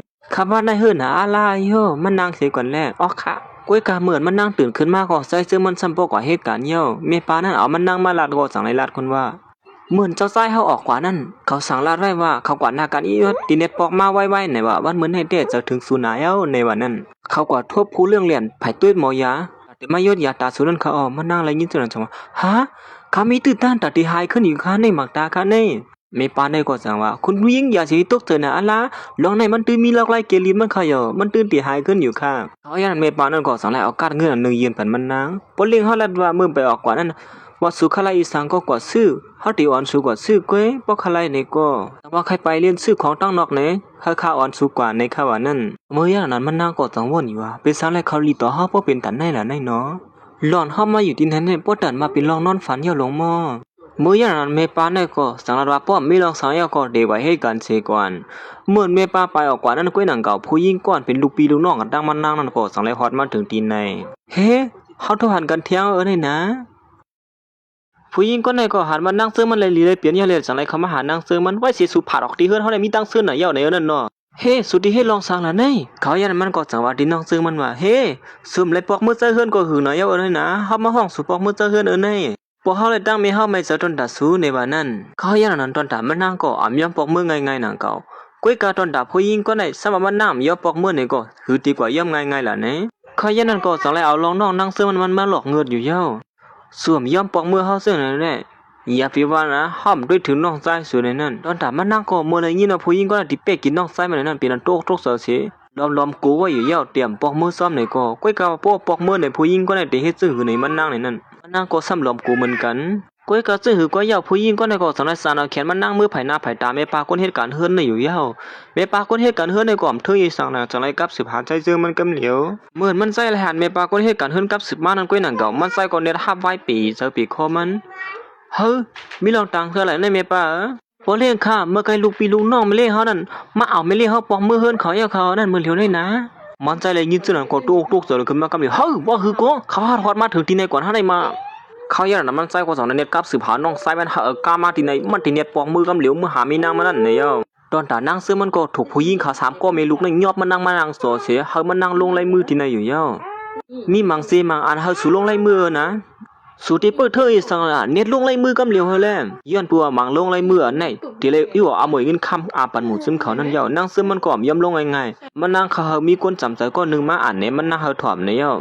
เขาที่รัดในซื่อก็ได้ว่าเนี่ยเป็นรีโฮมไม้สุดที่เลยอยู่เอาหมวยเงินคำอาปันเขานั่นน่ะนาการทั้งหมดนั่นมันนั่งก็สั่งว่าเอาหมวยเงินคำในปมเมียเขาปันไว้สุดที่ไม่หิวง่ายๆจะหือละนี่เขายันเมปาเขาก็สั่งว่าสุสัมโบเตนะเฮือนออกก็ตั้งนอกเฮียเอาเหมือนเงินข้าวก็ถูริปันลุงสุนในด้วยถึงเมื่อสมติวนนามีสังเทียงในอยู่ด้วยการมันนางก่อมยอมลงไล่มือง่ายๆมันนางสั่งว่ากุมนี้ให้เป็นปมเมเขาผักไว้ปันมันนางมันติยอมปันปังง่ายๆซึ่งในที่อ่ำพร้อมล่าในเยอะมันสั่งรันว่ามันติไว้ปันน้องไส้มันนั่นกล้วยในอยู่ปลุงก็ในก็สั่งว่าสุวนว่าสุติปันน้องไส้สุดนั่นในฮะอย่าไปบ่นว่าห้ามปันฟังสุกวยก็ปอว่าสุติเฮ็ดอีสังแล้วในที่ในก็สั่งรันว่ากวนติมเฮ็ดถ่อมความลาเท่าในขับขืนไปด้วยมดในอยู่มันนางก็เป็นกูได้ว่าย่ำนั้นแท้เขาในก็ติ๊กๆเขามันนั่งลงไล่มือได้อ่อนกัน3ก้อนได้ช่างบ่จังว่าคือที่มันนั่งอีดว่าซูเปอร์ก็มีเดียวดีใจก็สูถึงมาอย่างเที่ยงปานน่ะลงไล่มือกันเร็วก็ว่าได้มาลงดีๆได้เดียวนะโอ้สูลงไล่มือยาวตัวลิงอ่ะแม่เฮาเต็มหาลอกสุยุ่มสุกซักซ้ำสูเที่ยงว่าผู้ยิงก็ในก็จังว่าลงอ่ะบ่ลงก็เงียบมือลงอ่ะเนี่ยเขาอย่างนั้นเขาก็จะได้เด็กๆมันนั่งสิยิบมือมันนั่งนั่นอันเดียมาเตรียมที่เนื้อหมังสีนั่นอยู่เย้าตอนแต่มันนั่งก็เปลี่ยนพวนกวางนั่นเด้อันแทงรองนึงก็ไม่เจอตอนแต่น้องไซมัน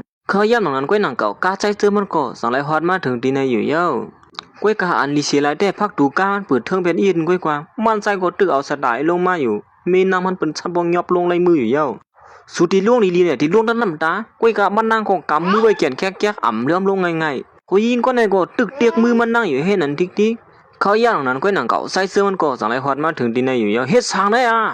เฮ้ปอเล่นลงเฮ็ดสื่อฮอดมาถึงที่ไหนกันล่ะนั่นมือย่างนั้นมันนั่งคนเรียนห้องหาผงไว้บิดเจอย่างนั้นมันใส่ก่อนเรียนเขามาหานางเสื้อมันกำเหลียวสุยาไปกูยานะมือเหลียวเข้ามาอยู่หิมซ้ำสุยาว่าเขาย่างนั้นมันใส่ก่อสังไรด้วยมังสีนั่นอยู่เย้ามังเส้นตีนเขาเจอลงในมือนั่นเหมือนมันใส่ปักด้วยตั้งนั่นก็เป็นเอาเหมือนเงินข้ามตั้งสีตั้งหมดเลยกูมันดีใหญ่ลงโฮมบาดามเตียนมันใจซื้อเฮือนปั่นเมนางมันนั่นอยู่เย้าว่าหนังถือว่าหมูซุ่มสูนในที่สั้นเตียมบอกกันให้จะเฮมีนางอะไรเอาคู่คอนเขามีอยู่ตั้งสีตั้งหมดอาปันหมูซุ่มสูนเนี่ยเปลี่ยนหลายแก่ซุ่มสูนเนี่ยฤาษีนั่นโฮมบาดังอันสุถูกนี้เขาหนึ่งเพียงล้านนั่นป้าแทงไหนนั่นเนาะเขาว่าแต่สูนในมันโลภะน่ะปนเดียวนะเขาอย่างนั้นมันนั่งขอสอนหูลงเตงกันเดียวเฮ้ยฤาษีตื่นล้านเยาตึกมีแทงคู่ของซึ่งในป้าแทงกว่าท่านไหนเฮ้ยสั่งหมูซุ่มสูเปลี่ยนลายว่าเป็นอะไรเขาอย่างนั้นมันก็จังไรลัดที่ใจเจอมันนั่นว่าเฮ้ยนั่นมันปีรองที่นั่นนาเฮือนเท่านะเจ้าว่าสูมาสู้อยู่เฮียง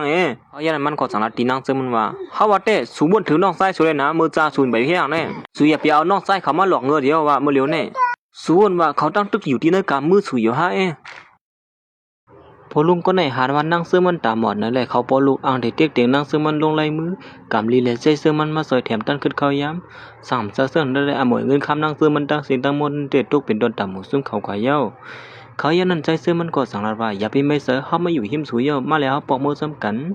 เหมือนเขาตั้งสองก็ออกมาตั้งนอกนั่นก้อยหนังเก่านอกไส้มันก็สั่งให้มาหันเป็นเสือเฮ้ยเย้าในยิบมือมีเห็นหลับมือเหลียวนี่มาเขายันนั้นนางซื้อมันก็เปลี่ยนยินส้มหล่อนใจซื้อมันซอยแถมมันไว้เลยซอยแถมนอกไส้มันอ่านเหตุการณ์นอกเมืองอ่านขึ้นเฮียนไว้อยู่นอกเมืองนั่นมันก็สั่งให้เวียนกอดใส่บันใจซื้อมันกำเหลียวอยู่ถึงดินนอกไส้ใจซื้อมันอ่านอยู่ภายหน้าและซ้ำปตุกเสือหนึ่งว่าเฮ้ยจำเจ้านั่นมาเมื่อกว่าไกลๆลูกอย่าไปมาอยู่จำก็กว่าโอ้สองกดสองอะไรบ้างก็ขายอึดซัวไปไหนแกสุดตามเสือละเดี๋ยวในกว่าเขาเตรียมมาหาลองสู้อยู่สุดแทงหรือสินั่นเขาเตรียมเอานอกไส้สุดนั้นมาหลอกเงินสุดแทงซึ่งไหนมันนั่งก่อนเลยยินขอความไส้ซื้อมันละซึ่งไหนเย้าเปลี่ยนอันมีดังส้มซื้อไว้อยู่เย้าหม่ามต้นยำหันนาไส้ซื้อมันเสียตันนี่ก็เหมือนมีเสือหักลงขึ้นมาที่เทววาอยู่เย้าอ๋อค่ะยินส้มเย้าค่ะนะก้อยกาจื้อหือก้อยเย้ามันใจก็อ่ำไปแล้วเนว่าเขาตั้งสองก็ยามเป็นก็หักเก่ากันในนั่นเห็นนั่นสิมันใจก็สั่งเลยอ่อนนั่งซื้อมันมาหาหมอยานั่นสั่งนัดว่าป้อเป็นมือ6 ปีเปิ้นมาแต่เฮายุดยาบันไรมือเหลือได้ไข่หมวดหึงไว้ในหมักตาสุนเลยนะตอนตามันนั่งเลยยินสนั่นก็เป็นตกเสือขึ้นมาสิว่าเฮาได้มีตื่นตาตอนตาที่ยุดยาหายหันนั่นเปิ้นไหนมันเสือนั่นหรอมันตื่นเดมีตื่นตั้งยุดยาไรอยู่ยาค่ะซอยุดยาปานนิดนึงค่ะละมันสิเลยว่าอ่ำยุดยาไรอีดในแต่กมบ้านนังเก่าตาที่ยุดยาไรมันนั่น60%นั่นได้ตั้งมันเจอเลยอยู่มันนั่งเลยยินสนั่นก็เหมือนนั้นซุ่มซื้อหลงขึ้นมาแทงอีกนึงเฮ้ยเสด็จค่ะมีโชค10%ก้อยก็ค่าชุดเดียดยาแล้วค่ะซึ่งนั่นก็สูบปอกมือสีเก็บโคเก็บเลี้ยงสุราก้อยกะเดเลยลือหือลือเสือเศร้าไว้ที่ห้องยากูขิงนะแตงรอนึงอย่าไปเฮากวนเปลี่ยนในวนน้ำอย่าไปเฮาเลยคำเสืออะล่ะมันนางก็เปลี่ยนยินส้มเท่ๆว่ายินส้มแต่ข้าหมอยาหลวงจู่กามไปปอกมือเฮือนในเฮาที่ย้อนตัวได้หมักตาสวยอินโลเพิ่นนั่นก็เขาย่านหมอยานั่นก็สั่งให้เอาไฟถัดมาถอกด้วยหมักตานางซื้อมันเฮ้อหอยล้ำมีเนื้อกลางในหมักตาสวยนี่เขาย่านนั้นก้อยหนังเก่าน้องไส้มันใจก็สั่งให้ห้องมันใจออกมาภายนอกนี่เมื่อพ่อนหมอยาตึกเสียด้วยนางซึ่งมันอยู่นั่นมันไส้ก็มันว่ามีลองหยาบดีสั่งได้สั่งได้ไปออกกว่าหาน้องไส้มันมีอยู่ภายนอกนั่นอยู่เย้าเขาย่างนั้นน้องไส้มันสั่งถามมาปีเฮาวนเลี้ยวค่ะว่าเตรียมลัดในเขาว่าสุดทั้งสองก็ยามเป็นก็หักกันมาในนั่นก้วยกาเขาย่างนั้นไอ้ผู้ไส้เป็นไรก็ในจังไรมายินเพนมือเขาสองก็พี่น้องอูกันนั่นมันไส้ก็สั่งรัดว่าเฮาจังก้อยซับเลี้ยงในเขาสู้ตัวสู้ก็เลี้ยวว่าเนียนลัดในไว้เลยนะอย่าไปเฮาลองให้มันไปกว่าเข้าเย้าเลยเมื่อเขาตั้งสองก็อุบกันอยู่นั่นก้อยหนังเก่าไอ้ในก็สั่งว่าก้นให้เปลี่ยนเผอในเขาฮู้ซักกับน้าเหมือนตั้งหาต่อมันก็สั่งเลยกับสือหาถามก้นนึงก้นในเขาไม่ลองกับอีสังกันมาเหมือนตั้งหล่ะนั่นซื้อจังไหนเขาย่างหนังนั้นตอนตัดนั่งซื้อมันได้โผล่มาเก็บโคเก็บเลมันตอนดัดเด็กกว่านอนตีห้องยานั่นเขาย่างหนังนั้นมันนั่งก็สั่งเลยเอาขึ้นมาโคตอนเตียนใจซื้อมันปานไว้มือพ่อนเขาเป็นก็หักกันมืออ่อนตั้งนั่นมันก็สั่งละดีว่ามังเผาสูก็ตีลืมเฮากว่าเย้าหาก้อยกาเฮาตึกคำเสไว้อยู่ดีในเขตกลางเฮาเลยตั้งศูนย์อยู่ให้นั่นติ๊กก้อยมันอ่ำหัวก้นนั้นมันเตะนะเฮือนส้มนั่นก็เป็นก็หักมันนั่งเย้าย่านเพื่อซื้อนั้นลองในเฮ็ดให้เฮาเลยคำเสเลยเจ็บใจมาติ๊กวนหยาบส้นสูมาอยู่ตาสิปอกในเฮาซ้ำเตรียมเลยวนน้ำไหนเฮายามบ่นมาว่าดินเนอร์สวนสัตว์ป่าเฮาได้ติมีสูคนเหลวเตรียมอันหักเผาเที่ยงมือพ่อนเฮาลาดขอกำให้ไหลตินสูนั่นเฮาก็เสียบอำเปิงสังกันดังสูนังเก่าเห็นในวันนั้นก้วยกาเข้ายามมือเหลวในเฮาเลยมาทบผ่านก้นลีก้อนนึงอำเปิงสังกันดังสูเขาในเป็นก้นเฮ็ดให้เฮาบ่อุ่นอกอุ่นใจเด้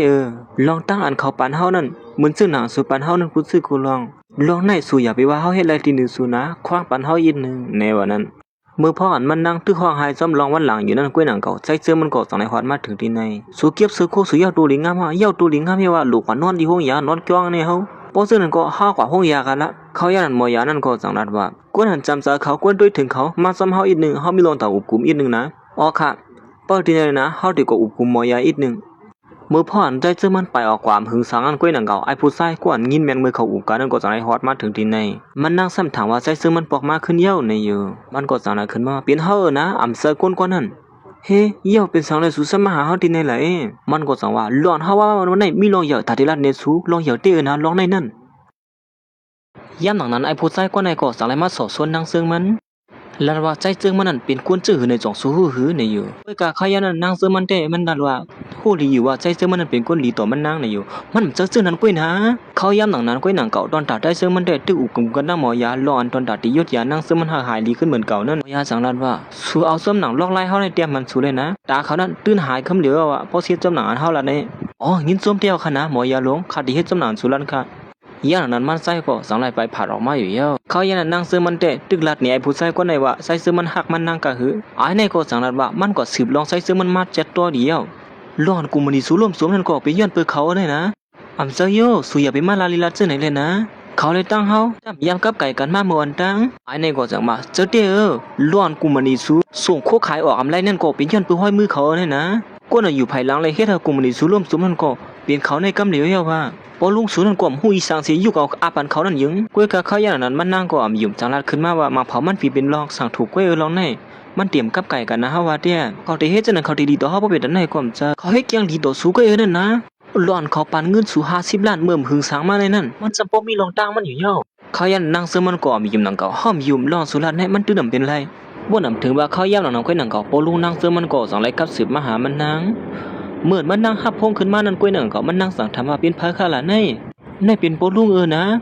เงิน50 ล้านเตียนไอ้ผู้ชายก็นั่นปานมานั่นเขาเฮ็ดนาการอำไรชีวิตมื้อเหลียวในอำเข้มและบีสังกูซื้อกูลองโคกุนกล้าตั้งขายเขาส่งออกของอำไรเย้านะมื้อเหลียวในซุ่มเป็ดตั้ง10ตั้งโมเที่ยวมันนางเลยคู่สนึงก็เป็นตุกสวยถึงพวกมันถึมเป็ดกำเหลียวอยู่เย้าเขาย่าเหล่านั้นก็หนังเก่าใส่เสื้อมันก็สังไรฮอดมาถึงที่ในเฮ้ไอ้ในเมื่อมาให้สังที่ในล่ะในที่ในมันเจอที่อยู่สูงกว่านะเขาย่าเหล่านั้นพอลุงเขาก็ตึกลาอยู่ที่เนื้อพวกนั้นว่าขาดเงิน50 ล้านในป้อส่งกุนค่าตั้งขายออกความไรแล้วแต่ดูซุ่มกำเหลียวมันนางสวยลาดปันตีใส่เสื้อมันอีกนึงในเย้าในเป็นที่ป้อมเมสุตั้งมานะกูมันเนี่ยดีให้มันร่วมสงง่ายๆมันไรกล้วยเขาย่าเหล่านั้นมันนางก็สังไรมาถามใส่เสื้อมันว่านี่สูหลอนปู่ลุงเฮาลานั้นเป็นรองเต้มันอยู่อ่ะนี่เขาย่าเหล่านั้นมันใส่ก็สังไรลาที่นางซื้อมันว่าสุอย่าไปเน็ตตกซะนะลองในเฮาชับเลี้ยงลัดในสูเลยอยู่นะ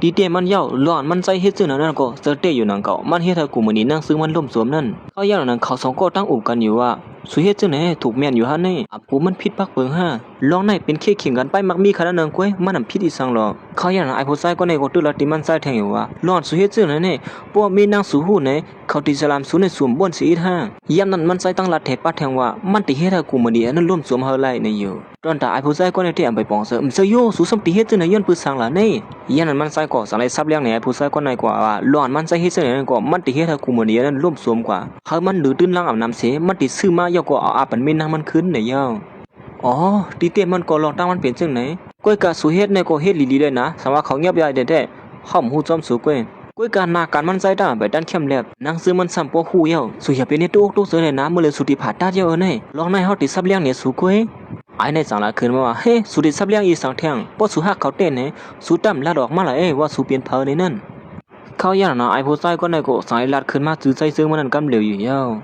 เมื่อนางซึ่งมันเลยยินจื้อใจซึ่งมันนั่งก็เป็นอันตุกเสียน้ำตาสะบอกกิ่งลงมากำเหลวอยู่ยาวบ่นถึงว่าผู้ชายก่อนมันนั่งหักสิเปิ้นติเฮ็ดจังไหนติหนึ่งมันนั่งไหนนั่นมันดังตึกถามที่ไอ้ผู้ชายก่อนได้แทงอยู่ว่าสุราลงหยองสังหารไหนคนนั้นเขาติเฮ็ดซื่อมาอยู่ที่ไหนเขาย่าเหล่านั้นก่อนเป็นใต้ก็ใส่เสื้อมันไหลมาหานเพียนเขาสมบุกให้ห้องไห้เตียนต่างใส่เสื้อมันอยู่ยาวเฮ็ดสั่งลงในสุ่มไปย่อมหับกว่าทางในไอ้เมื่อลัดเนี่ยเขาซื่อๆแลมันตัดใส่เสื้อมันแต่ตึกเหินนั่งเสื้อมันไว้สกัดมันติซับเลี้ยงในกำดุนก้อยลองในนั่นในอยู่เขาย่าเหล่านั้นนั่งเสื้อมันก็สั่งว่าลัดนี่เฮาเลยต้องสู้เสื้อคนนั้นเต้หือมือย่านั้นมันใส่ก็สั่งเลยย่อมหักขึ้นมาว่าเสื้อเย้าในอยู่มันนั่งก็นึงเขียนห้องเสียนหายลงขึ้นมากำเหลวอยู่เย้าตีเต้มันก็สูเป็นเขาเต้ลงในพอลองในเป็นลองเต้แม่นไหนเป็นสังไรสุสัมเป็นเหลียนเฮาเป็นสังไรสุสัมปมลัดในเฮาเลยไอ้ในสังลัดขึ้นมาแทงว่าจังดียันปืนสังย้อนปืนโมโหปีปืนมานั่นสุเฮ็ดให้เขาเลยตื้อเสเลยเขาเจ็บเสดินสูเลยอันเดมาตอบแต้นตีนสูขึ้นก็จังดีย้อนด้วยสังละการเตะนะเฮือนจ้องสูบอกในนั้นก็เขาตัดตีตอบแต้นสูเกนั่นไอ้ผู้ชายคนไหนก่อนนางฮือใจเสเลยนางซึ่งมันดิทางพิษกันนั่นจังลัดขึ้นมาว่าย้อนปัวใจซึ่งมันเจ็บเสดินนางซึ่งมันเลยจังไรเป็นเหลียนในเย้าร้อนเขาเตะนะเฮือนจ้องสูบอกในนั้นก็เขาตอบแต้นสูขึ้นเลยนะเขาอย่างนั้นใจซื้อมันก็อ่างติดซับเลี้ยงแทนที่นั่งซื้อมันก็นั่งซื้อมันอ่อนถ่อมเขากำซับเลี้ยงมันใจเย้ามันใจก็สารมาตีไอผู้ชายก็ได้ว่าสุก็หู้ยุ่มซื้อว่าเขาตีผ่าตัดหมักตาเขาเนี่ยไปสั่งในสมมาลาเขาความซื้อไหนล่ะเขาเสริมสุกซากเลยเฮ็ดน้ำไหลเอากำไรมือหือเนี่ยมือดีเขาตุ้ยหันดอกตัวสู้ตัวปานเหี้ยฮะเขาอย่างนั้นมันนั่งก็สั่งไรวนถึงขึ้นมือพ่ออ่านใจซื้อมันเจ็ดปันขามันนั่งอ่างตีลืบโผมันขึ้นมันก็สั่งไรถามใจซื้อมันว่าคำขึ้นนั่นเป็นสุว่าอ่านเจ็ดปันมักแข้งเขานั่นน่ะเจอว่าเปลี่ยนเฮาก็จังที่เปลี่ยนเผอตีเต้มันหลอนเฮาวนไว้นั่นก็อำพิษเต้ลงนี่เป็นสูเต้ลงยาก็มันนั่งสังไรวนถึงป้ามือพ่อมันนั่งถางซื้อใจซื้อมันซื้อไผ่ไทยไผ่เขเขานั่นบ่คืออะไรเนี่ยอยู่เฮียก็สังไรวนถึงป้ามือพ่อน้องใจซื้อมันมองห้องใจซื้อมันนั่นก็มันใจเนียดเกลียดขึ้นถามหาผู้ใจกว่านั้นเลยนั่นมันนั่งก็สังว่าตีเต้มันก็สูงมาอยู่ภายหน้าเฮาได้เสิเป็นสังสุสมบ่มลัดเหนียวอีดออกมาเขาอย่างนั้นใจซื้อมันก็สังว่าอันลองอย่ามันมือเร็วนี่สุดเลยไปเสือกัดเลยผ่าตาสูนะอย่าไปมันสุกซะเขาออกกว่าแล้วเขาอย่างนั้นตอนฐานนั่งซื้อมันเตะมือนั้นปึงเสือตีหนึ่งใจซื้อมันได้ว่าอยู่เขายามนั้นใจซื้อมันก็เสียบเสืออยู่หัวอำจังให้จึงหือ สมผัสเดียวอ่อนวันดีเนื้อนางซื้อมันซับเลี้ยงซื้อกลมเลยละไอ้ผู้ชายคนเดียวไหนมาปากมันใจเปลี่ยนเมื่อหิวเที่ยงเนี่ยปุ่นปุ่นจันจังมื้อหนาเนี่ยมันนั่งก็จังไรห้ามเชียร์ผู้ชายคนไหนเสียยิบแขนไอ้ผู้ชายคนไหนไผ่หน้าไผ่ตาใช้ซื้อมันนั่นใช้ซื้อมันก็หาหนูกลมจังไรหือนั่นเนี่ยยันนั้นมันใจกดลันดิเยี่ยมแล้วเลยสารขึ้นมาว่าเจ้าว่าหลวงเขาวางสูมาเนี่ยเขาตอบเตี้ยนสูย้อนปัวพ่อย่านั้นน่ะสูเฮ็ดเขาเลยตื้อเสริมเจ้าฮะสูต้องจะเนี่ยมือเขาฮีแลนจอมสูนั่นน่ะเขายันนั้นมันนั่งก็จังไรบ้วนถึงมือพอดมันนั่งเจอถึงใส่เสื้อมันมาอยู่ตาสิหลวงมันเฮ็ดอะไรกินหรือใส่เสื้อมันนั่นความบันเฮานะเขาเลยตั้งเสื้อเฮ็ดให้เนื้อสูเขาทำตั้งเสื้อเฮ็ดให้เนื้อเขาเฮียงเขามาเจ็บเสื้อตีนี่เขาตีเอานั่นปะไหนมันนั่งก็จังไรไอ้ผู้ชายก็เนี่ยอ่อนมันนั่งออกกว่าที่ไหนเนี่ยเย้าเฮ็ดนั่นสิเขาก็จังไรออกกว่าภายหน้าภายตาใส่เสื้อมันอยู่เย้าใจเสื้อมันก็หาอยู่ก็วักแขนนั่งเสื้อมันเย้านั่งเสื้อมันก็จังไรว่ามือมันยิบควับมือก็ได้ยิบไปมันเลยอย่างนั้นมันนั่งก็จังไรเพียดเปลี่ยนมือใจเสื้อมันในที่นั่นอยู่เย้าใจเสื้อมันก็เปลี่ยนจะดำเตี้ยวว่าจังไรดินโยมันกูนอนจะในนั่นเย้าสามมันใจเจ็บเสียได้มันใจกันยอดยาดีเนื้อนั่งเสื้อมันอีหลูนั่งเสื้อมันเลยนั่งเสื้อมันสัมหันลองดีมันใจก็เป็นจะลามเองก็นอนที่เพื่อนเขาอย่างนั้นผู้ชายก่อนเป็นลูกน้องมันไต้ก็มันนั่นก็จังไรฮอดมาถึงที่ไหนเขาบ่ลัดเนสูอยู่เย้าสูอย่าไปเจ็บเจอเนื้อผู้หญิงคนไหนอย่าไปวนถึงเขาเย้าไหนสูก็ตึกห้องเขามาอยู่ซ้ำสูอยู่เฮ็ดไหนยิ่งมีน้ำบ่เป็นดันนั่นเป็นสังไรสูซ้ำติมาหาอย่างผู้หญิงคนไหนตาอ่องๆเฮ้เขาคั่วว่าไอ้นี่ก็สายลุกขึ้นมาสิว่าเขายืนกันเจอด้วยแล้วหันสูเตอร์เจอปอกนึงเย้าปอกนึงซึ่งไหนสูเปลี่ยนเผาสูยมซะหือสูกดตามมาเขาตั้ง6 ปีก็สูขึ้นอย่ามามอกันได้เนื่อยมีผู้หญิงคนไหนก็สูอยู่แล้วกว่าเนื้อเมืองกวนลงเนี่ยดีกว่าป่านปีจนผู้หญิงตาบอดก็ได้มันใจก็สั่งว่าไว้เจอดีๆละเขาก็คู่ตัวเขาอยู่อย่างเก่าลองได้เขาเต็มเฮ็ดพิษปอกนึงเยอะปอกนึงเสียแถวว่าไอ้เนี่ยสั่งขึ้นว่าเฮ้ยขอความซึ่งเนี่ยสุราษฎร์มาไหลปอกไหลกำเขาต้องปอกบึ้มแล้วบ่ย้อนเขาสู่เฮ็ดอะไรซึ่งนั้นสุราษฎร์กี่ละไอ้เนี่ยก็คันยิงลัดออกมาทำไปออกไว้นั่นเนี่ยเขาอย่างนั้นตอนด่านั่งซึ่งมันก็มันนั่งสีห้องหายอยู่ห้างก็เหลวให้นั่นเนี่ยเยี่ยก็สั่งไอ้วนถึงขึ้นมือพ่ออันมันนั่งตั้งเสือเฮ็ดอะไรหนูใจซึ่งมันเจ็บเสือที่เหนือมันนั่งย้อนผัวมันน้ำเขาใจซึ่งมันตื่นเสือนั่นเฮากันว่ากูสู่เลยตุกข้าซ้ำเฮาเนี่ยเฮากันเฮ็ดเฮาสู่เลยผ่านยันเฮากว่าเฮาเลยจันจังสุดเต้ก้วยกาบ้านเหมือนได้สู่ซ้ำจันจังที่เหนือเฮาเต้สิเจ็บเจอที่เหนือเฮาเห็นในวันนั้นถึงที่เฮ็ดเฮาตาบอดตัวถึงหันมือเหลียวนี่ย้อนปือเฮาเฮ็ดแกงเฮ็ดเจ้าจำสู่นั่นในวันนั้นย้อนปือพ้องยันนั้นมันนั่งเฮ็ดแกงสลัมใจจึงเลยกล้าผ่านั่งตาอองตกถึงมือเหลียวนั่นขนาดนี้ลองซื้อในเฮ็ดสู่เจ็บเจอมาถึงเขาตั้ง6 ปีเนี่ยเฮาความป้องล่าสู่นังเก่าก้วยกาวนถึงว่าสุติมันตบเต้นที่เหนือเฮาซึ่งไหนเขาอย่างนั้นไอเปลี่ยนหลายก็ในก็สังในคำมาหานางซึ่งมันนี่สู้ไว้เจอกัดเลยนะมันนั่งก็สั่งว่ายิงจวมยอนนะเตียนสู่นะเฮามาอยู่ที่เฮิรนสู่ซะเนี่ยทำซะซึ่งเนี่ยที่อยู่ที่เซาเฮาก็เล็บมีแลบ่แล้วนอนก้องหุ่นเจ้าก็บ่เตรียมปันนอนผู้หญิงบ่ก็อันเป็นสร้างเหรอตอนตานั่งซึ่งมันจะลำใจซึ่งมันสิมาอยู่ซึ่งไอเปลี่ยนหลายเนี่ยอย่างนั้นไอเปลี่ยนหลายนี่ก็สั่งนั้นว่าสุติกิโอเคเจออีสังเมื่อเฮาก็เลยเฮานอนจำกันตั้งคืนสมต้องเจ้าเต้งก็เนาะก้วยกามือเดี๋ยวนี้เฮาก็เหี่ยวๆเฮาเดี๋ยวว่าซึ่งนั้นแล้วหรอมันเร็วนี่นะตอนตาเฮาเด้ใครบอกว่าขึ้นเหมือนเก่าก็เยาว่ายิ่งห่างเหรียญเฮานั้นเคยปอกมากขึ้นนะมันนั่งก็สั่งว่าแล้วเฮาเป็นคนหันปุ่นส่วนตัวเมื่อคนเล็กนั่นเฮาก็เคยเป็นเช่นนั้นยาวมื้อเหลียวเฮาก็เหี่ยวเฮาก็ฮู้ก็หมอยก็รู้บ่ก็อย่างนั้นไอ้นี่ก็สั่งนั้นความบันเฮาอีนึงนะลองเฮาละถึงกว่าดีนะเฮือนซุนั่นลองมันปป่นมาหือยาวอำเป็นสร้างเหรอเฮาลองย้อนฟังสุดทีเดียวนะลองนั้นมันกับไก่ตั้งเฮามื้อสู่ร่วมจงว่านั้นเฮาอยู่นอกเมืองเฮาอ่างเดปอกไม้มันก็มื้อเตะเตะเหมือนเฮากว่านอกเมืองนั้นย้อนปัวที่เฮือนเฮาในนากันบ่เขาเข้มขายถั่วเน่าถั่วเมียนก็บ่ใครไรดีก็หือเฮ็ดข้าวกาบก็ไผไม้ไว้ดีๆขึ้นไหนนี่สั่งเขาย้อนนั้นสู่สำลัดเฮาอีเลยไอ้นี่ก็สั่งว่าเฮาคนก็เหี่ยวก็นึงเฮาติกว่าลาดในสู่ลงทุกข้าเฮาอีสั่งล่ะย้อนปัวเฮากูสู่ไม่เสดนดาเฮาเฮ้วันนั้นไอ้นี่ก็ลาลีวัดเตก็มือเคยสู่ว่าหือกว่าตั้งแต่เอายามนั้นมาเฮาก็เลยเสือสู่ตัวถึงมือเหลียวนี่นะเนี่ยเอาหนาไอ้นี่ลัดขึ้นมากำเดียวเฮ้ยอย่ามายิบมือเฮาคู่ที่เฮือนสู่ลู่ซุ่มเนี่ยเฮาไม่อกไม่เสือเดียวว่ากับสืบหาสู่ก็กับสืบหามไรละเฮาก็เนียดปอกมาหาสู่ก้วยกาปอลุงสู่นั่นตื้นน้ำปานเฮาทบสู่ละยี่ไหนนี่สู่ก็ก็พออย่างเฮาก็ตึกก็เรียกอยู่อะล่ะเฮาก็ยุ่มแลเฮาก็มือขึ้นเหนียวนั่นเฮ้ยอย่าไปดังพี่ตัวเจ้าเขาเจ้าเล่นนะมันนั่งก็สั่งว่ามื้อละสู่ปอกไม้ก็เฮามีตั้งเสือเสือนี่นะเฮ้ยจะดิเขาอย่างนั้นมันก็สั่งนั้นว่าเขาตั้งหลายปีมาในหน้าการเฮาก็คือแค่ไม้อีเดียวนี่นะเฮ็ดสวนงาก็จื้อเปียอะไรขึ้นกวักหัวมันเขามื้อเหลียวซื้อข้าวกาบมากกว่า3 ถุงนั่นไรขึ้นอยู่ถุงนะพวกก็มาเนี่ยล่างเปลี่ยนวางนี่มันก็สั่งว่ามันเด็ดด้วยถือนางเซิงมันในวันนั้นนางเซิงมันสั่งว่าลองผัวเก่าเฮาก็ตึกสุกซักมากเว้ยมื้อเหลียวในเฮาใครมีเสือเคยเตียนนะฮื้ออาหารอย่างแท้เฮาว่าไอ้นี่ก็สั่งว่าขวางบัดนี้นะเฮาหิบเนี่ยนะล่ะ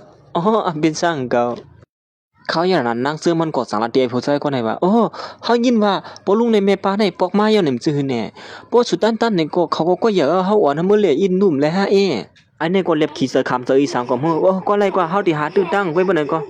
มืออย่างนั้นท่านเลยตัดมาดีใจซึ่งมันมาป้องหมดป้องกันมันอยู่นั่นหู้อยู่เป็นจันจ้างบ่เป็นอันไหนตึกเคยกว่าซวยแทนเพิ่นอยู่เฮาในกวนอีสานเงือบ่เงือเขาทำหันถึงกาคันเฮาสิหลงแม่ปากว่าเฮ็ดกะเฮือนั่นสังว่าคุณใจค่ะเขาเอาคู่ผู้หญิงอันอยู่มาที่ห้องยามมาบันเทิงเสียงเรื่องมั่วนะคะนะเดี๋ยวเฮาก็เก็บซิไม่ดีเลยค่ะล่ะแน่มันใจก็รวมล้ำเลยจังไรขึ้นว่าเอาอยู่เป็ดกูยุกยักคนบ่เที่ยวละฮะแม่ปานั่นจังว่าเฮ็ดจังไหนได้บ่เคยสั่งถูกเขาย่อเพราะว่าเขาปอกมาขึ้นเยาหู้ร้องในเขาที่เจ็บจะได้สลามเขานะมันใจก็จังว่ามือเดียวเนี่ยถ่อมความสั่งเฮาอย่าให้แม่ปาอ๋อความผ่อนอินค่ะค่ะเด็กเนี่ยครับคือมือเหลียวเนี่ยค่ะเมื่อย่างนั้นเมปาเนี่ยก็จังได้เอาโคนั่งซื้อมันออกว่าทึมเป็ดกว่ายุยักตีตั้ง1 วันอยู่ยาวมันใจก็มาอยู่ก้อนนี้ตาบแทงกว้างให้นั่นเฮียก็จังได้วนถึงขึ้นมือป้อนเขาเกี่ยวกอบกันทีในนั่นอย่างนั้นมันใจก็จังได้ปุ๊กขานั่งซื้อมันสิเกี่ยวกอบกันอยู่ในสิมองจังได้ก็จับหูจับตามันใจไว้อยู่ที่นั้นจะลำปีมือเหมือนมันใจเข้ามาที่เนื้อข้องนั่นก็ลองจับหูจับตาเตียนมันใจนอนจำนั่งซื้อมันที่เนื้อกูนั่นก็ตึกจับหูมีไว้อยู่ที่เนื้อตามันให้นั่นอยู่ยาวหลอนเขาตั้งโซโก้หักกันเลยนอนจมกันป่อนตั้งชุดนั่นฮ่ามาหันเจอไหนดีๆเขาอยู่เมื่อคืนในเผาเป็ดเตี้ยเข้ามาร่วมในก็มันใจก็สังไรห้องไฮเสียป้องหลาดูเจ้าเขาอยู่ว่าเป็นสังไรเขาจะถึงเขาอยู่ให้นั่นติ๊กๆล่ะในเยาก็กลุ่มกาวนถึงขึ้นมือพ่อนเขาอยู่ซ้ำกันนั่นให้นั่นติ๊กๆอยู่เย้าได้ก็เขาคารู้2 วนถึงมือพ่อนได้ก็เขาอยู่ซ้ำผู้ยิงป่อนตั้งชุดนั่นหมู่ยมผู้ใจป่อนตั้งชุดนั่นมันใจก็สังว่าถักได้มือจัดก่อนนะเฮาเรียบได้ถูกนี่สูว่าอยู่ว่ามาจับเจอสู่อยู่ให้ไหนติ๊กๆนี่มือเอามันใจของอันลูกเรียนออกคำเหลียวเหี่ยวเมื่อออกมาตั้งน้องนั่นกุ้ยนังเก่าเฮ้ยมีน้องตั้งอีสานขนาดไหนคุณใจเขาเตี้ยวกว่าเปียดมากเมื่อไกลนี่กุ้ยเขาฮะมาเหอะกว่าเปียดม้วนในฮั่นนั่นกว่าเปียดตีละละจังเปียดตีเลยตั้ง1 หมู่บ้านเฮาไปป่าปลูกนั่นน่ะเฮ้ยมีปลาเฮ็ดไว้เกี่ยล่ะนี่จะไล่เหรอก็อย่ามาละปานใดก็ใครก็ใช่ขึ้นในป่าปลูกของนู้นปานใดก็มือร่วมในเรียนมือ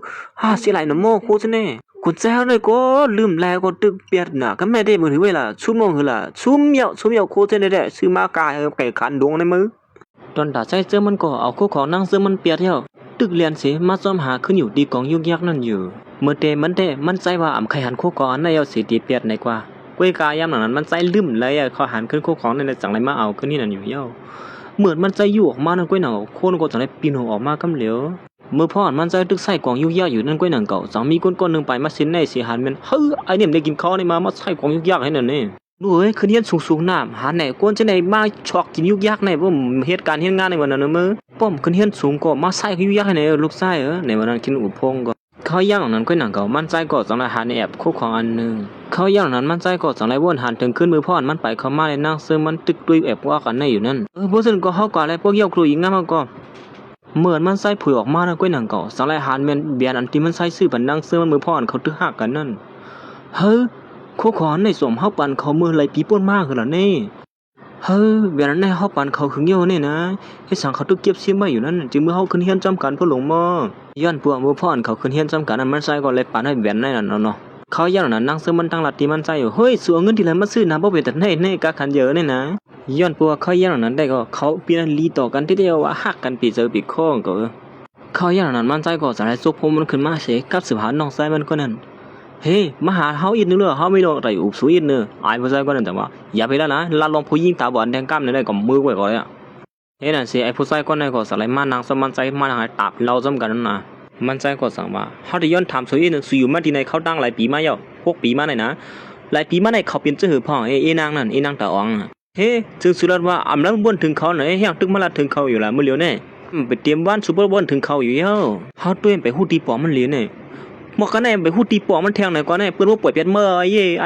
อ้ในก็ตื่นหลัดในมันใจมันเป็นจังได๋ในมือเตะหน้าทางแล้วก็ลูกซุ่มเปียดเตะก็ตาก็มานั่งของเขาญาติยอบเตะนะเขาจำคนอาศักเฮา60 ปีอยู่นี่นะเขาย่านมันใจก็ซั่นว่าลองตั้งมันเป็นจังได๋แน่มือพ่อนเขาจะลำให้เฮาเสียเขาฮู้ว่าเปลี่ยนเฮาเยาก็ในนั่นแน่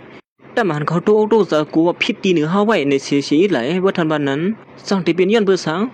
ย้อนปัวสูในม่วนตั้งสูเป็นก้นผ่านมื้อเหลือสูมากมีเอานะเขาที่เฮ็ดจังหือว่าจังนั้นเที่ยงเวลาอันเร็วก็สุดเก็บมาวนอย่างที่ดีก็ตาบเราในก็ว่าได้อย่างน้อยนั่นก็เฮ้ยแล้วก็ตุ้ยได้กำดูเหมือนก็ยำหันไว้ม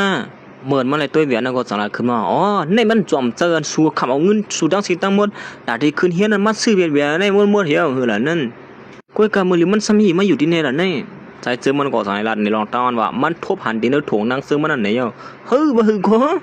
สุดเก็บไว้คู่ของเขาอยู่เฮ็ดไหนหันได้มา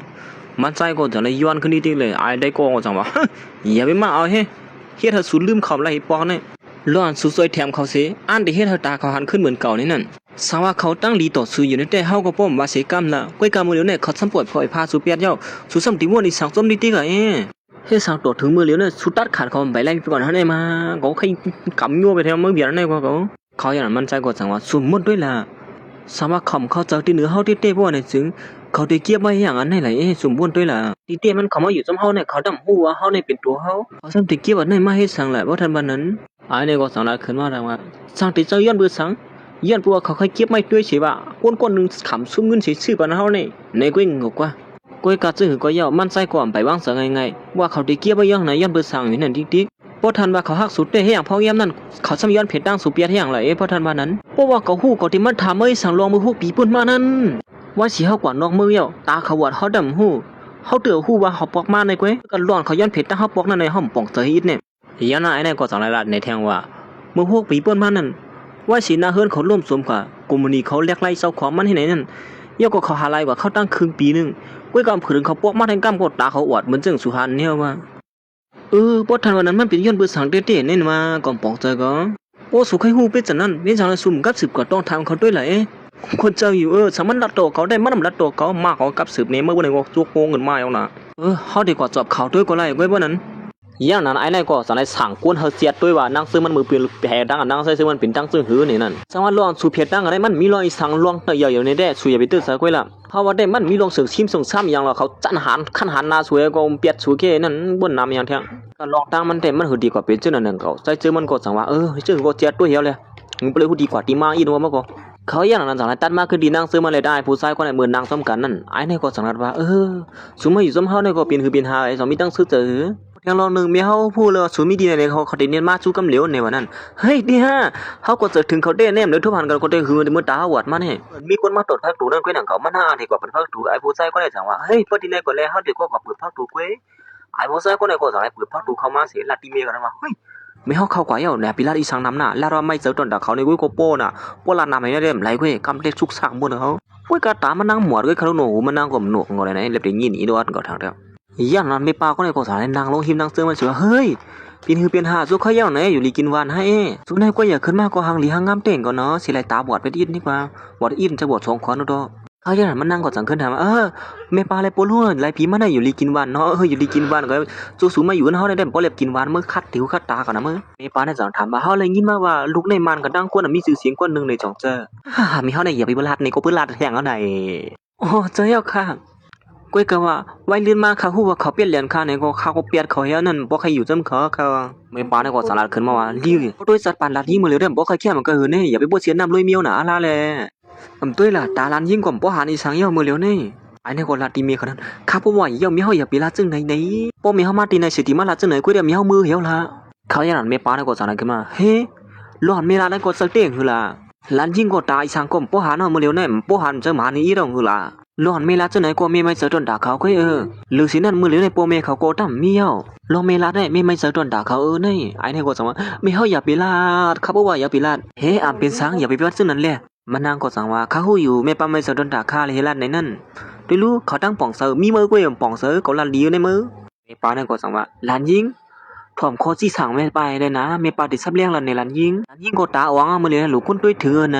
ะสาเทหลงคนนั้นตั้งห่างหลีห่างเล่ามักมีก็มักมีลานยิงทำติเปียดเขาให้สังหลัวเอาเสือเขาไม่ปาวาเต้ลองลีเจ้าไหนเนี่ยตาตีไรมันมาเนี่ยจะลองไงก้วยมันนั่งก็สั่งว่าลองคาได้ดังเขานั้นมันไงว่าเป็นแต่นั่นคาเมปาสมาคาเคยอยู่ซ้ำเขาก็คำเคยอยู่ซ้ำคาหรอเขาสันจ้างคามอกาหือเนี่ยเมปาเนี่ยก็สั่งว่าสุสบวนไรอีละฮะมือเหลียวตาสุก็ชอบป้อมหาในช่างเอาตีวนนำอีสังเทียงหลัวเขาอยู่จ้ำเขาไรก็ป้อยดูเราเอาสลีสมอยังกวนเขาเนี่ยป้ออะไรกินเลยอยู่ก็ป้อความมากก็ตอนหลานยิ่งถมก้าเมปาสีให้จำหนังก้าเมปาสั่งสอนให้เลยหลานยิ่งมือเหลียวในหลานยิ่งก็ตื้อหางหรือหางงามอยู่เอาใจเขาก็เขาที่หักหลานยิ่งอยู่เนี่ยไอ้เนี่ยก็สนัดตีเมียเขาเฮ้ยมีเฮาอย่าไปว่าไหนที่ลัวเขาบอกว่ามีเฮาอยู่เมปาเนี่ยก็สนัดว่าล้วนมือเหลียวหลานหนวกเตะเหมือนเมื่อเป็นล้วนอีกเฮ็ดให้หัวคืนหัวคายย้อนเขาหนาละเมื่อกดไล่ก็เฮาเมื่อกดทบผู้หญิงก็นึงหางดีหางงามมักมีก็มักมีหลีเปลี่ยนเนี่ยเมื่อกดทบมาอย่างเมื่อหมู่กว่ากับสุหาเกาที่ทิกล่ะไม่ว่าแต่เนียดขับขึงลงติไปปังแขกได้ตีลีนะมีเฮาติมาลาอย่างตีในนะไอ้นี่ก็กูว่านั่งซื้อมันน่ะเนาะมันใครนั่งซื้อมันขนาดไหนกดทบเขานั่นหันถึงน้ำมีเฮาก็ทบเป้เนี่ยเมื่อว่าคือก็เขานั่นลีบ่ก็หือเป็นคนมักมีเนี่ย อยู่ซึมเขาก็เลยตุกข้าวน่ะข้าสองก็ไม่รู้ก็เถียงกันกว่าเถียงกันมาไผนานนั่งซื้อมันเห็นนั่งซื้อเขาใครถ่อมยาบ้างก็อยู่เนาะยามนั้นได้ก็เมลาดลีเด้ลูกชายเมื่อผมถ่อมกำก็อีเถอะมันนั่งก็จังว่าอย่าไปเถียงกันนะข้าอยู่หยับนะนี่ข้าที่ย้อนกว่าเขาข้องน้ำเสียก่อนอุบกันก่อนข้าแล้วป้อนนั้นก็บอกคันนี้นะเฮ้เฮาดีวันสู้กว่านะปันกว่ากุ้ยก็ไรกว่าผมไม่ว่าสักเต่ารู้ใจข้าดีกว่าด้วยเจ้าเนี่ยข้าหูจักตั้งก็ค่ะอาคนเต่าหมูจักตั้งปิดเงาไม่ตีนเรือได้มั้งก็ย่าน่ะไอ้เนี่ยก็สั่งให้เมนางลองขึ้นสิเมียวอย่างวันนั้นนะเมียวเนี่ยมือมีเฮาติดซาเขามาครับเพราะล่ะในมีเฮาอย่าไปลานลองซื้อในไหนมือพ่อหน้าเฮือนเอาดิลูกโจนั่นเขาก็มาจอยเถียมเฮาจังเนี่ยเมื่อเหลือลูกยิงเขาขันเจอจังเนี่ยเฮาที่ป่วยพาเพชรกันสิหือล่ะเลยไอ้ข้าสองก็ไม่ลุกในกูเถียงกันอยู่เฮ็ดนั้นย้อนปัวเมเขาในอ่ำเขาไอ้ผู้ใจกว่าในสำนังซื้อมันเนี่ยเลยป้องหลานลูกไส้มันตอนตาไอ้ในซ้ำลาว่าปอนางซื้อมันยำด้วยถึงเขามาเหมือนตั้งก็เจออยู่เหมือนตั้งในเขาลีตัวเฮากุ้ยกาเมื่อเหลียวในตาลูกยิงเขาอ่องย่อลูกเดียวจัดปานลูกไส้นี่สิมัดด้วยถึงลุ่มล่าเขาตัวซูนให้มันไรเนาะลูกไส้มือพ่อนข้าสองก็มีลูกเถียงกันอยู่นั่นกุ้ยนางเก่านางซื้อมันก็สักไรมาซุกซีในเหตุทอมอยู่เฮ็ดสามมีห้ามเลยเจอเขาชีอิจในขนาดนี้มีวันตั้งมีเฮาก็เลยเจอเขายุ่มซื้อมือก็เรียกนั่นน่ะ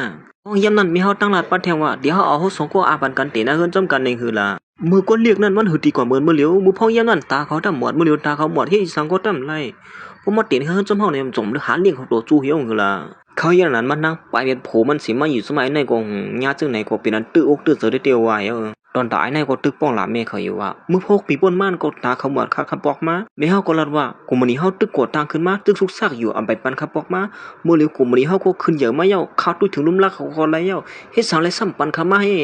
้ย่านเขาสองคนก็เถียงกันอยู่ที่ไหนที่ปนเลยตั้งเมในหักลูกไส้นะอำเขาลูกไส้ได้มาเอาก้นตาหมดเสียตุ้ยถึงลุ่มลักจังเนี่ยจัดปันลูกไส้ตัดอาหารนั่นตีหยาบคันใส่หมกกะหือเนี่ยมันนั่งก็ห้องหายที่นั่นย้อนปัวบนขั้นหันมันนั่งไรเสือผู้ใส่ก็ได้ไหวสีก่อนละกุ้ยกามันนั่งมาคาเบนขั้นหันมันจึงไหนก็ที่เนื้อเสือมันนั่งเตะตอนนั้นขึ้นเอาปีนกว่าชีสิร้องมาไหนผู้หญิงตาหมดคนนั้นมันติดใจแถมอีสังลูกไส้เลยมันนั่งก็ห้องหายเถียงที่นั่นเหี่ยวกุ้ยกาโดนตายในก็เถียงกันตั้งเมย์เขาที่นั่นซึ่งคือก็มันในก็เลี้ยหักนั่งซื้อมันเตะนั่งเขา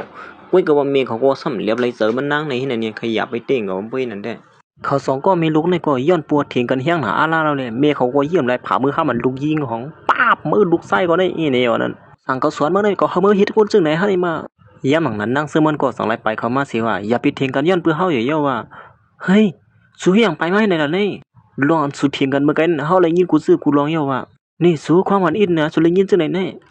เฮามันเขาก็รัดกว่าเจ้านั้นก็เอนั่นแม่มีรอยสั่งหรอสู้อย่าไปย่ำตั้งพิษอยู่เย่าละลองในมันก็จะลงเต้มันอยู่เฮามีลองคาลัดในเมปาอีกนึงมันนั่งก็สั่งว่าเมปาหยุ่มเซอคาลัดคาเตรียมมีวันเอาลูกไส้เมปาเฮาแน่เฮ้เฮ็ดสังวันนั้นน่ะไงมันนางก็สังว่าคัดด้วยเมปาเฮานี่เล็บเต็มป่องเสนอคาที่ได้เขานี่นะสมาเมปาเฮาอำหามซีเสตานี่ก็คาได้ตั้งลูกไส้เมปาเฮานี่คาเตรียมมีวันเอาลูกไส้เมปาเฮาสมาม่วนตั้ง6 ปีป่นมันก็คาตื้นเตรียมเอาหรอปานนั้นก็สังว่าเพิ่นติฮู้เอาจ้องมักเอาหมูหรอเขาอย่างนั้นมันนางก็สังลาขึ้นมาว่าด้วยเมปาเฮาเล็บเตรียมฮู้ว่าคาได้ตั้งผูกคันได้เฮาเป็นก็ฮักกันมาม่วนตั้งเขานะเหมือนมันนางลัดขึ้นมาก็เมปานั่นก็สังว่าเฮ้อสติฮะนี่บ่6 ปีป่นมันก็สุยามีก็ฮักอยู่นั่นบ่ทันบ้านนั้นเขาอย่างนั้นเมปาเนี่ยก็จังขึ้นว่าก็เจอเต้งก็เขาก็มักมีหลีเปลี่ยนเพราะเป็นอันนั้น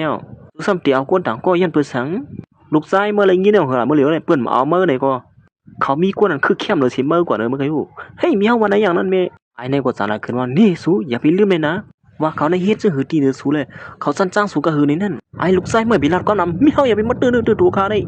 มันน่างอจังไรลัดขึ้นมาว่ายันเปื่อมือ6 ปีเปิ้นมานั่นไม่เฮาเป็นเพียกึ่งกลางแหละเฮาฮู้ว่าตัวเฮาเนี่ยบ่เล็บคือเข้มเสเขาก็ตั้งเสือลัดความให้เขาตื้อเสือเลยเขาก็เจ็บเสือตีเนื้อเขาก็ลองนั่นย้อนเพื่อซื้อเนี่ยตัวถึงย่ำมือเลยเนี่ยเขาก็ชันจ้างเขาก็มันก่อมแปลกเบอร์อีสังไม่ปานนั่นก็สั่งว่าหู้อยู่ตาอ้วงอ่ำโมเฮ็ดอีสังซ้ำตึกเคยขาล็อกไล่หนำมือในมองไล่หนำเตะมือตาบอดมันนางก็สั่งว่าตัวหนังพ่อยันนั่นขาตุกขาก้นก่อนขาหักขาต่ำขามันตุกขาย้อนเปิดขาย้อนก้นจึงหนังสูในขาทำเตียมาตุกขาย้อนเปิดขาให้สังไม่ปานนั่นก็สั่งว่าเฮ้ยมีลองซื้อไหนฮะเนี่ยเฮาดำหู้ไอหลวในเมื่อบ่มรันในโกอีเดมาลองในแน่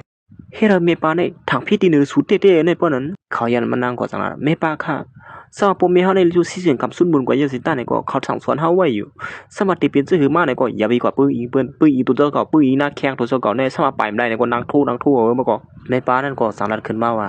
ร้อนกูหมุนปมเมสูมีไว้ตีเฮาเซเต้ปัวสูมหักกันดังลูกชายกุ้ยก็ป้อยเฮาไอ้ในเวลายินเสนอจังว่าเฮ้ยมีเฮาวันนั้นอย่างในมาซึ่งสังวันนั้นในสูยังเฮ็ดเสนอแต่เฮาที่จะลงไล่กูซื้อกูลองตาเต็มมาตอบแทนกูมุนซื่อนะ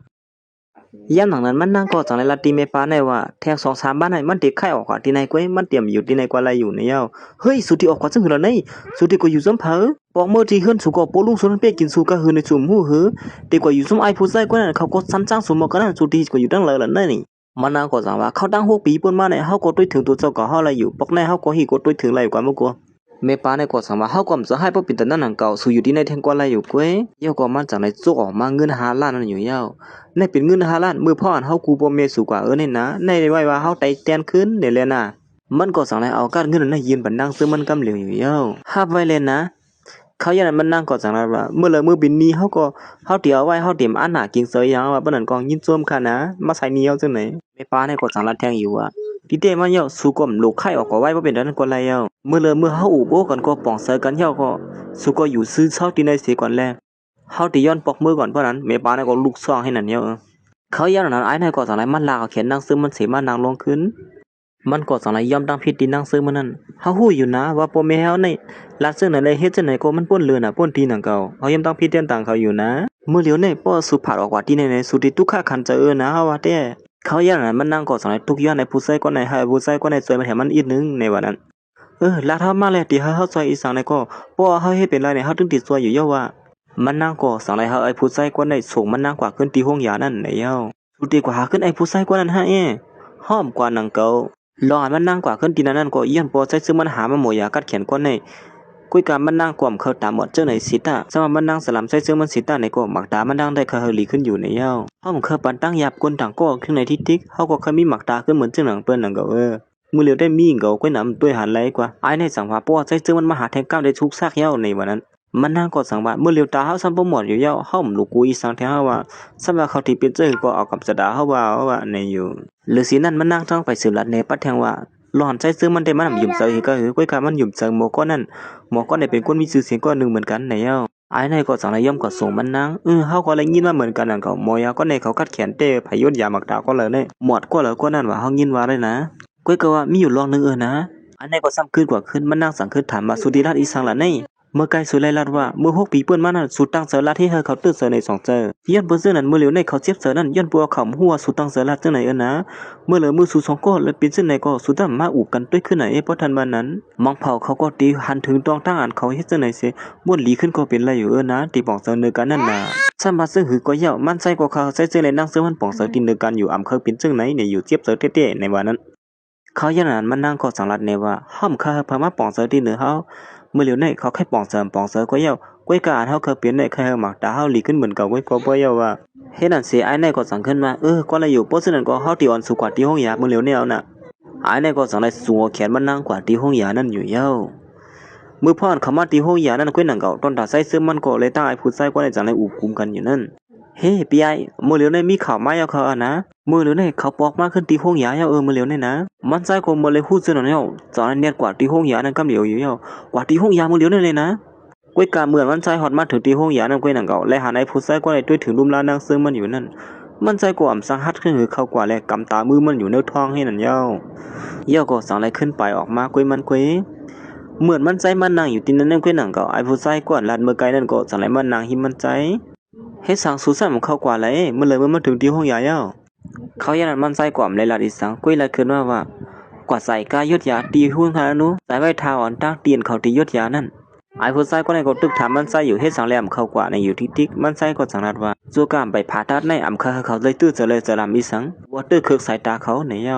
เฮ้ยตีเตมันก็สูในก็ตึกไม่เจอโดนตาเขาอยู่เนาะลีอามจ้างก็เว้ยก็เขาปุ่มป่องเสียเขาเฮ็ดให้สูได้เจ็บเสียปอกนึงปอกนึงเนี่ยนะให้สังสุก็ตึกไม่เจอโดนตาเขาอยู่เนาะลีอามจ้าเมื่อพ่อนเขาอุบกันย้ำหนังนั้นก้อยหนังเก่าไอ้ผู้ชายก็ในก็สังลันว่าเฮ็ดสังสุหักเขาในหมอกกันให้เตะหามาเขาเฮ็ดอะไรสูปอกนึงปอกนึงในมือเขายันหนังก้อยหนังเก่าเสียงโพดมันใส่ก็สังไรหลังขึ้นมายันนั้นเขาก็สังไรฮู้ขึ้นมาหลอนเขากว่ากว่าเจ็ดด้วยว่ากูนั่นจำเสือนั่งซึ่งมันนั่นอยู่เขาเลยฮู้ลองตามมาเยอะเมื่อ6 ปีป่นมาเยอะนะมื้อเหลียวในเขากับสืบเมบาคนเฮ็ดการเฮิรนเขานั่นแล้วว่าเขาด้วยถึงผู้หญิงก็ในสิมือก็เล็กต่อถึงพวกก็อย่างในพวกใครผู้ลองตั้งก็หรือห้องเขามาถามตัวว่าเว้ยกะมือย่าหลังนั้นเขาข่มใครลาดอีสังให้ด้านละเมื่อเลยยินซื้อสุยเขาก็พร้อมเสือลาดจำกำเหลียวว่าใครผู้ลองสังกอดีดันในเสียงในวันนั้นมันใจก็เมื่อเลยพูดเสือคนเนียนลูกซ่องไหวปีเสือปีคอ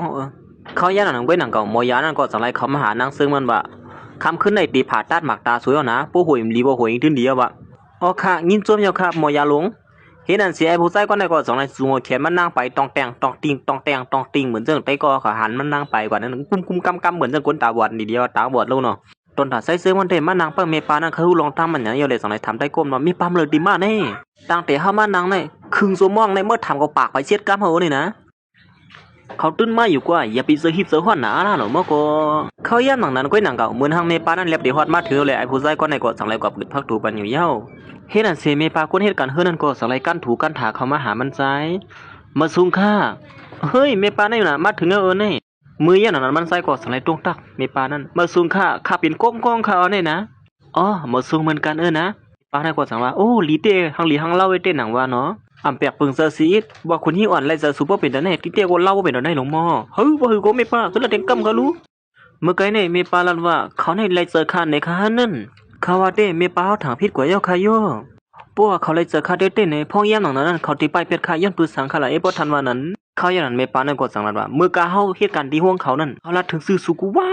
านเนี่ยตั้งคืนตั้งวันให้นั่นนะเขาทำบ่มใครถ่วงมังอีโดกะเมปานั่นก็สั่งเราเขาหูอยู่ว่าสุใครหูลองเสื้อไหนเมปาเดลันเมสุตั้งสิ่งตั้งหมดก็ลองสุใครหูขาหันนั่นโอ้โปเสื้อนั่นก็สู้ให้ลัดที่ในขากวนในมานางอะไรไม่ไหนก็ไม่ปะก็ใครหือเมื่อห้องก็นั่งเมื่อไงมาจุกเมื่อไงมุทำตีเมื่อก็นั่งไอ้ปอกเยี่ยมหลังนั้นมันใส่ก็สั่งไรลัดที่เมปานั่นว่าเมปาจอยลัดในคาอีกหนึ่งคาลูเมื่อ6 ปีป้นมานั้นมันเป็นหึงคาลา6 ปีป้นมานั่นนี่ก็72 เดือนนั่นยังน่ะเมื่อพ่อหันพ่อแม่เขาตึกอยู่บนเสื้อเสืออยู่นั่นเด้เฮาเลยฮู้คนยิ่งอ่อนเฮาเลี้ยงมาสิมือก็เล็กก็เหลียงในอำต้นยามหันมีตั้งซื้อสิบอกว่าสิเขามีก็ฮักยาวคาราบาเขามีตั้งซื้อหน้าในว่าเขาลักลัดในฮาว่ามื้อเหลือให้เขามีตั้งฮักในวันนั้นกวนเตียนเขาไล่เสือนั่นก็เปลี่ยนศูนย์ให้กับเหลียวมันใส่สั่งถามแทงว่าเหมือนเขาลัดถือเฮานั่นจ่องเขามีตั้งซื้อคาหือโอ้มีตั้งซื้อสมบ่ก็จอกเล็ดจอกหงนะเขาลัดกำแล้วก็จอกขึ้นให้พวกขึ้นเปียดศอกกำเดียวนะทั้งปืนลีนทั้งเขาแน่ในป่าต้วยเขาก้อยก็ตาซ้ำปอลายเต้เขามีตั้งซื้อหน้าอาลาหลงก้วยกาอันลีเสียไรเนี่ยลองตั้งซื้อเสือเขานั่นตัวแก้บันก้วยหาไรกว่าเปียเถนาเฮือนเขาก็ซ้ำร่วมสวมเปียเสป่วยเสปอเมเขาเป็นเพกึ่งกลางซ้อมตั้งเย้าคืนห้องยาก็ซ้ำป้อมเลียนรอดซ้ำก็เฮ็ดฉางกว่าไม่อ่อนตั้งเฮ็ดนั้นก้วยกาพ่องเย้านั้นเขาก็เป็นตุกค่าขันเสือตอนดับโปรุ่นเขาซ้ำแค่เอาป้อนหลีมันแลว่าตีคูบสิมาอาหมวยเงินข้ามเขาแลกูมันอีเขาในวันนั้นเฮ้ยปุถธรรมนั้นพ่องเย้านั้นเขาทั้งสองก้มไปเปียดกันของนั้นว่าทำไมใจเย้าค่ะสุสองก็ดึกเป็นก็หากันอยู่เว้ยเก่าว่าสิเขาฮู้ว่าปลุงเขาให้มีตังยังอ่านำลีนั่นแหละเขากลัวเฮาเลยตุกค่าหยับเสือซ้ำเขาในแกเขาก็จังไล่เฮาออกไกลเขาข้างแพทย์ผมบ่ดังสุโยทางแต่ย่างนั้นย้อนปัวคนอยู่จำเขาในคำค่าพเลยตุกค่าจำเขาในนะเห็นว่านั่นไม่เท่านั้นก็เขาย่างนั้นใส่เสื้อมันก็สังไลวนถึงขึ้นมือพ่อนางเสื้อมันย้อนเพจดังมันใจนั่นนางเสื้อมันแหละที่มันใจว่ามันใจแหนมไหลลวงในที่สังหามไหลลวงเตี้ยนี่กวนเจอหนังสูในตีมากเกิดไปกระดังคุณยิ่งอ่อนหางหลีหางเล่าเสื้อหนังเฮาได้ย้อนไปสังมาเป็นก็ฮักซึ่งเฮาได้มันคืนตังดังสูงไว้ลัดนี่ป้องไม่ได้จูจัดปานโซนี่อย่าไปมาเอาเถียงย้อนบัววันนั้นยามหลังนั้นมันใส่ได้เจี๊ยบปกเจี๊ยบเสริมโหใส่ได้เธอพวกจอกขอมาผัดนาหนังสือหน่อยอยู่เยอะส่วนว่าถามว่าเฮาได้ไว้สู่ลงเหี่ยวนั่นในกว่าถางแต่เฮ้ยเขาลัดจังไหนในย้อนบัวเขาออกห่างเขาเนี้ยได้มามันใจกดสังนัดขึ้นมาบ่สินั้นก็ร้อนเขาลัดเพราะยามหลังนั้นเขาเลยหยับเสริมเขาสองใจเหมือนมันใส่ไรยินตีเมปาลานั่นก็สังไรลัดขึ้นมาว่าเพราะฉะนั้นก็บอกว่าเมื่อพ่อนเขาลาบยันหนังนั้นนั่นได้ก็ความเล็กเชิงแล้วชื่อหนังน้องนี่ผู้หญิงก็ในลองเสียบเสือว่าเป็นอะไรให้สั่งเขาเก็บซิมไปก็เหลวเน้นมาเพราะฉะนั้นก็บอกว่าเขาก็เอาตัวเขาก็เหลวก้อยข้าไปในหยับเสือซ้ำเขาในนั่นเนาะเจ้าว่าอันชุลในถูกเมียนเตี้ยมือเลยเนี่ยเขามากก็เหลวเขาเสียอ่ำย่ำปันหาปลุงเขานั้นยิบกับหาหมวยเงินข้ามเขาในตุกข้ามาเขาตั้งหลายปีกว่าเนื้อเนี่ยเมียปางินเดียวก็เมียปาขันเจอเต้มั้งใส่เสื้อมันก็มาเลยพูดเสื้อนั้นได้ก็เป็นอันอีหลูที่เนื้อนางเสื้อมันได้ว่าอยู่เย้าตอนตาปลุงเขาก็เต็กเตียงเขาปอกเนื้อเยี่ยวปอกเรื่องเอาน้องไส้เขานั้นไม่เฮ็ดตีลาดมันอยู่ให้นั่นติ๊กอ๋อเพราะฉะนั้นก็ย้อนเป็นนั้นแหละเขาสั่งเลยส่งน้องไส้เขาก็เห็นน้องเมืองนั่นเนาะเพิ่นไหนเจอเยอะวะเจอเยอะเยอะก็เด็ดตัดเสียนเสือสิเปียดกันดังคาพ่อย้อนนั้นกูขยับเสือจนเขาเลยนั้นเจอเยอะอันนี้ก็เจอเมียนเทียงเลยในป้าในก็สั่งในป้าว่ามือพ่อย้อนนั้นเขาติดส่งเฮากวาดนั่นเขาติดส่งเฮาปอกมือขึ้นนั่นเฮาเลยยินเขาอู่กันดังสูเฮาสูมาทบกันดังเขาในนั่นนะพ่อย้อนนั้นพ่อเยี่ยมนั้นเขาลัดได้เหมือนทางเสือเขาเกี่ยนแข็งอยู่กล้วยกาดด้วยน้ำตาเขาเทกิ่งลงมามือเขาก็สัมปสันตีนที่ไหนเหมือนอย่างก้นกบเพียบเนี่ยมันใจกลมมาเลยพูดซึ่งนั่นจังว่าตีเต็มมันก็เป็นซึ่งในหลงในตั้งสิ่งตั้งหมดเนี่ยเป็นตั้งพี่เท่ากล้วยเนี่ยนะคำขึ้นนั่นเป็นสังแล้วเขาซ้ำป้อมเปิงอกเปิงใส่สังสีเหรอถึงตีเขามาแล้วเขาคำเสนอตีเขานั่นไม่ป้าในกว่าจังว่าลูกชายนี่มันจะตั้งพิษสูนะลูกชายก่อมตั้งเป็นลูกชายเมื่อแล้วในไม่ป้าย้อนปุ๊บคำข้าวสุนัยหยาบเสือส้มสูเลยมันเปลี่ยนก้อยลองในพลายความพิษพลายความถูกลองในเจ้ เขาย่างนั้นมันใจก็ห้องๆหายๆเฮ็ดนั่นเนี่ยไอ้ผู้ใจก็ในแลหันจังนั้นก็สังหลายที่ไม่ปานนั้นว่าร้อนคือหรือนั่นขาดที่ซับเลี้ยงในเขาค่อยไม่ปาเฮาปอกมือหรือหือหรือเจอสิก่อนคาเลยนะย่างนั้นไม่ปาเนี่ยก็จังได๋ลูกซ่องเหี่ยวก็คันลาดมือลาดก็หายจริงๆมันก็คันลาดโตคนขี้หายนะเหมือนมันใจเลยฮู้ซื่อนั่นก็เปลี่ยนตื้ออกตื้อเสเลยถึงที่ตามันเล่าซะว่าหมด3กวักให้นั่นอยู่เหี่ยวเขาตั้งหลายปีมาเนี่ยสุดที่เตียบเสเลยซื่อเจอมองกะหือเนี่ยเฮาฮู้ถึงสิอีลองแน่ๆ พ้องเยี่ยมนั้นสุดที่เสื้อจัดปันทุกข้าก็คือมันใจกว่าจะไหลวนถึงขึ้นมือพ่อนกล้าติมาผ่านหนังสือมันแต่มันใจไหลจ่อยเถียมไว้นั่นกุ้ยกับพ้องอย่างนั้นมันใจย้อนบุตรทึกเจี๊ยบเจออยู่ค่ะลูกน้องเขาย่ำนั้นมันใจลัดความในอ่ำจะไม่แต่รันดันหนังสือมันจะลัดกันว่าสุยเฮ็ดจังได๋เฮ็ดให้เสียนตั้งบนกว่ามาละหยับขวางตั้งบนอย่างตาบอดเนี่ยโอ้ความมันอินค่ะความมันอินค่ะในวันนั้นเขาย่ำนั้นมันใจทั้งตึกลาดที่เนื้อเสริมว่าเฮียมือเหลือในเขาเป็นเห็นแง่เลยม้วนนั่นเขาอีกหลาวนะเขาจะบ่เคยอีกอกอักอีกก็จะบ่ตกเจอ มันใจวนถึงเงินร้องว่าหนังเสนอสิโมโหเซอร์มันใจกดเจี๊ยบเกี้ยนไม่ใช่กำพันออกซื้อมันสมบูรณ์งอเงี้ยสินั่นตามมันใจกดสัมพันธ์เหลียงว่าแต่คนเมาลอยเลย3คืนจึงว่านั่นน่ะเยี่ยวก็สังวนถึงคืนมือพ่อนมันห้องนางซื้อมันมาอยู่จนมันใจสีเป๊ะกินตีเฮือนนั่นนางซื้อมันขันใจก็คือเนี่ยมันใจได้ก็เสียบเจอหมอกขนาดนั้นนี่แหละอ่ำอีหลูที่หนึ่งนางซื้อมันไว้กาเผื่อถึงฮู้ซึ่งไหนมาเยาก็ห้องไห้อยู่ให้ไหนอยู่เย้าห้องไห้ให้ไหนนั่นน่ะเนาะ เยี่ยวก็วนถึงป้าเมื่อพ่อมันติ๊กติ่งเฮานักซื้อมันถอดซื้อคู่สิอันตีเขามาหามันใจนั่นลองในนั่นกินนังซื้อมันติดตึบจะเลยจืดเจอเกอในนั้นมันใจกูพ่นจังได๋สิเป็นห้อหายเทียงให้นั่นยองเขาดำและเฮ็ดให้สังพิษตีเหนือเฮาก้วยกะเฮาลัดขอความในสุกเตียงมาโหใส่เขาหมอกะหือนี่เขาที่ตื้อเสอที่เฮาพ้องยามหนังนั้นก้วยกะยามหนังนั้นก้วยหนังเกาเสียงพวกมันใจก็สังในหลังขึ้นมาฮัลโหลว่าหือข้าในตั้งปุ่นเป็นหือไว้ล่ะหมอยานั่นก็สังได้ว่ามื้อนึงได้ผ่าตัดบัดนางซื้อมันเหี่ยวตูหลีงามเหี่ยว ลูกเปิดด้วยว่าสมักตามันติดแล้วขนาดนึงก้วยในยาวเฮ็ดนั่นสิมักตามันนั่งติดแล้วห้ามแล้วในเปิดด้วยแทงคานอเมื่อพ่อหันใจซึ่งมันมาหานางซึ่งมันที่ห้องยานั่นก้วยหนังเก่าสังเลยมาทุบหันเฉินนางซึ่งมันลุกขึ้นมาหาไอ้ผู้ชายก็ในนั้นเฮาผ่าตัดเป็นชื่อหือพองขนาดใน2เข้มเล็บเยี่ยวตัวหืออ๋อเข้มเล็บเยี่ยวตัวลิงงามค่ะมันนั่งก็มือเลยฮู้ว่าการผ่าตัดนั้นเยี่ยวตัวลิงงามเนี่ยนั้นเป็นยินส้มที่เทวว่าอยู่แล้วไว้เจอกัดลีอย่าไปว่นน้ำอย่าไปเฮ็ดให้น้ำตาตกขณะอำหึงสังเทวัน2วันก็ตาสุในหันเดียวว่า ยินจมถึงมอยาลงเท่ๆเขาเอานะที่ผ่าไปมาหูเธอกันเนี่ยเมื่ออย่างนั้นใส่เสื้อมันก่อมไรเข้ามาสั่งไรไปออกมาให้นั่นอยู่เย้าไอ้ผู้ชายคนไหนจังว่าเฮ็ดสั่งซื้อดำเข้ากว่าหาเขาเลยเฮ็ดสั่งซื้อดำรัดเนเขาล่ะซื้อเฮ็ดกูซื้อกูร้องในอำจือว่าเฮ็ดให้เขาในนั่นเฮาได้รัดมือเหลียวให้ได้อำไรนะย้อนปัวมือเหลียวในที่เฮ็ดให้เขาวนนำอำไรล่ะปัญหาเขาลีขึ้นมาเสียก่อนเฮาสังก้อยซ้ำเลี้ยงรัดในปันเขาเฮ้นั่นเสตอนด่านางเสื้อมันก็สังไรกีพาปิกตามันออกกำเหลวอยู่เย้าเหมือนมันนั่งกีพาปิกตาออกมานั่นก้อยหนังเก่ามันนั่งมึนตาขึ้นมาก็และหาไอ้ผู้ชายก็ในมีอยู่หิมคามันนั้นเฮ้สองหันเฮาหือมันนั่งก็สังไรหันขึ้นมาให้เย้าเฮ้ยฮ่าๆนั่นขึ้นไม่เตี้ยมันนั่งก็สังไรเบียนกอดไอ้ผู้ชายก็ในกำเหลวเย้าใครยันนั้นใส่เสื้อมันก็สังไรหันแม่นเสตื้อเสือเตี้ยวในอยู่ใครยันนั้นนั่งเสื้อมันก็สังไรเตี้ยผู้ชายก็ในว่าเฮ้ยห้ามเลยหันสู่เตี้ยวเลยนะมูเหลียวสุดตึกมึนตาลายก้อยโจใครยันนั้นอย่าไปเสือตื่นเต้นนะอะไรอย่าไปห้องไห้นะข้าเต็มห้องไห้ค่ะน้ำตาลโตกันในมูเหลียวเตี้ยใจเสื้อมันก็สังไรดีว่ามึนตาขึ้นมาหันหลีขึ้นยอก็เปลี่ยนนั้นว่าซื้อเสือเต้งก็เนาะใจก็เสียบเสือสีกรรมตามือมันอยู่ให้นั้นสังว่าซึ่งนั้นมือ6ปีป่นมาสังว่าเฮาอยู่หิมข้างสุดไหนมือสูมึนตาขึ้นมาหันเฮาเนี่ยส่งสุติลาข้อความซึ่งไหนว่าอำหันกันหึงเหี่ยวจะถึงเต้ในคือความฮู้ในวันนั้นมันใจก็ลาดหางก็เหลวมาในนั้นย่องเมื่อย่างนั้นมันนั่งก็สังไรใบหาจนพักตูนั่นเฮ้อเมื่อไกลเหมือนมีคนนึงซุกด้วยเฮาอยู่แล้วแน่ยันเปื่อมันนั่งก็ตึกเสือซับเสือซอยใส่เสื้อมันอยู่เลยไอ้ผู้ใส่ก็ในสังถามว่าเฮ้สุดด้วยอีสังอยู่แล้วแน่อ๋ออันมีอีสังนั่นก็เฮาก็ด้วยว่าใส่สายตาเฮาหลีมากขึ้นนั่นก็เขายันนั้นมันนั่งก็สังไรย้อนเฮาหมอยานั่นออกไปเล่นตั้งนอกสังไรนี่โอ้โหไล่กว่าสังที่เป็นสังเมื่อสายตาหันเดียวก็ออกไปเล่นด้วยสายตาอิดเลยมาว่าซ้ำด้วยสายตาวางเขายันนั้นไอ้ผู้ใส่ก็ในก็สังไรอ่อนมันนั่งไปออกมาเล่นภายนอกในยันพวกมันนั่งก็ตึกเปิดด้วยใจซื้อมันจากที่มาหามันนั่งในอยู่เฮ้ยเฮาวนอีสังอยู่แล้วในเขาสั่นจ้างเฮาบ่เป็นแน่เขาที่มาหาเฮาเลยซึ่งเหไอ้ผู้ใส่ก็ในก็สังไรถามมันนั่งว่าเดี๋ยวในก็สุดที่สืบเฮ็ดซึ่งคือเที่ยงเฮาที่คัดจะเฮ็ดกูซื้อกูลองสำนักอันเฮาปองเป็นไรนั่นเฮาที่เอามาขึ้นกูซื้อกูลองสำนักอันเป็นของเฮานั่นมันนั่งก็จังว่าย้อนปื้อย่ำหนังนั้นเฮาตึกก็เรียกอยู่เฮาเฮ็ดได้ไปชุดซ่านเอาตาเฮาบอดไปเสเมื่อเลยเฮาได้กว่าเฮ็ดนอกเมืองเพราะว่าเฮาเฮ็ดซั่นสูงขึ้นมาแล้วในเฮาได้มาปกป้องหน้าการเฮากว่าเขาย้อนนั้นไอ้ผู้ชายก็ในก็ตึกเขาย้อนหลีมันนั่งขึ้นอยู่นี่สูมื้อเหลียวตาสุก็หันหลีขึ้นย้อนมีเฮาลัดว่านั้นมันเตรียมเปลี่ยนมาแล้วนะเฮาฮักสูนี่มันนั่งสออย่าไปเฮ็ดไหนเลยนะเฮาว่าสูเป็นได้ก็คนนึงก็เฮาปั่นคอมมันแก่นที่เมสุยาวว่าเฮาเตรียมอีหยังต้องสูในทางไหนมันใจก่อมได้ติ๊กๆนั่งซึมันอีสังนั่นก็สังเลยยอมปั่นนั่งซึมันง่ายๆดีๆอยู่ยาวพวกซึ่งก็สูได้สืบกว่าดังเลยก็เมื่อไกลแน่ มันนั่งก็สังรัดว่ามันตีกว่านอกเมืองสู่สามบ้านเนี่ยมันเตรียมรัดเนี่ยเตรียมเฮาปลุงเขานั้นได้ฮู้ว่าตามมันนั่งดีขึ้นเยาสังว่ามันเฮาปลุงเขาฮู้ว่าตามมันนั่งดีขึ้นเยาในกลัวปลุงเขานั้นวางแผนการต่างเมียวแทงในวันนั้นอ๋อเฮาปองเสือเฮาว่าเพราะฉะนั้นก็เฮาได้กลับสืบหาการตัดสินนะก็ไรเพราะเฮากว่าเฮ็ดนอกเมืองเฮาได้กลับสืบมาหาสู่กวยเลียปานนั้นแต่เฮ็ดนั่นเสมานั่งเขาสังได้ตามวางแผนการให้นั่นอยู่เยาตอนตัดใส่ซื้อมันก็ถึงกลางนั้นเมืองแรงมาเยาเสอ้างที่มาซับแรงในนางซึ่งมันนั่นหังลีนาว่าอย่าไปตุ้ยสิ่งเดียวซื้อโคสุนั่นตุ้ยแทงกำรู้ว่าซื้อโคในจงตื้อหังลีจงเล่าอันนี้มากำพวกกว่าหันคำเล่าได้ดีเหรอเล่านะว่ากว่าละพวกรู้แล้วนะเขาอย่างนั้นมันใจก็สังเกตที่สินเสติอันมาลัดในนางซึ่งมันกูซื้อก็ลองหลอนมันให้เฮ็ดสร้างมาแหละหลอนมันใส่เลยถังพิษดีในนางซึ่งมันนั่นในยาวเมื่อฮอดมาถึงที่นั้นกล้วยหนังเก่ามอยาก็ได้ตึ๊บปัดเพียวๆอยู่เมื่อมันใส่ฮอดมาถึงนั้นกล้วยหนังเก่าคือที่นอนเป่าก็มือเฮียงพันเผยก็ขนาดได้มอยาหลวง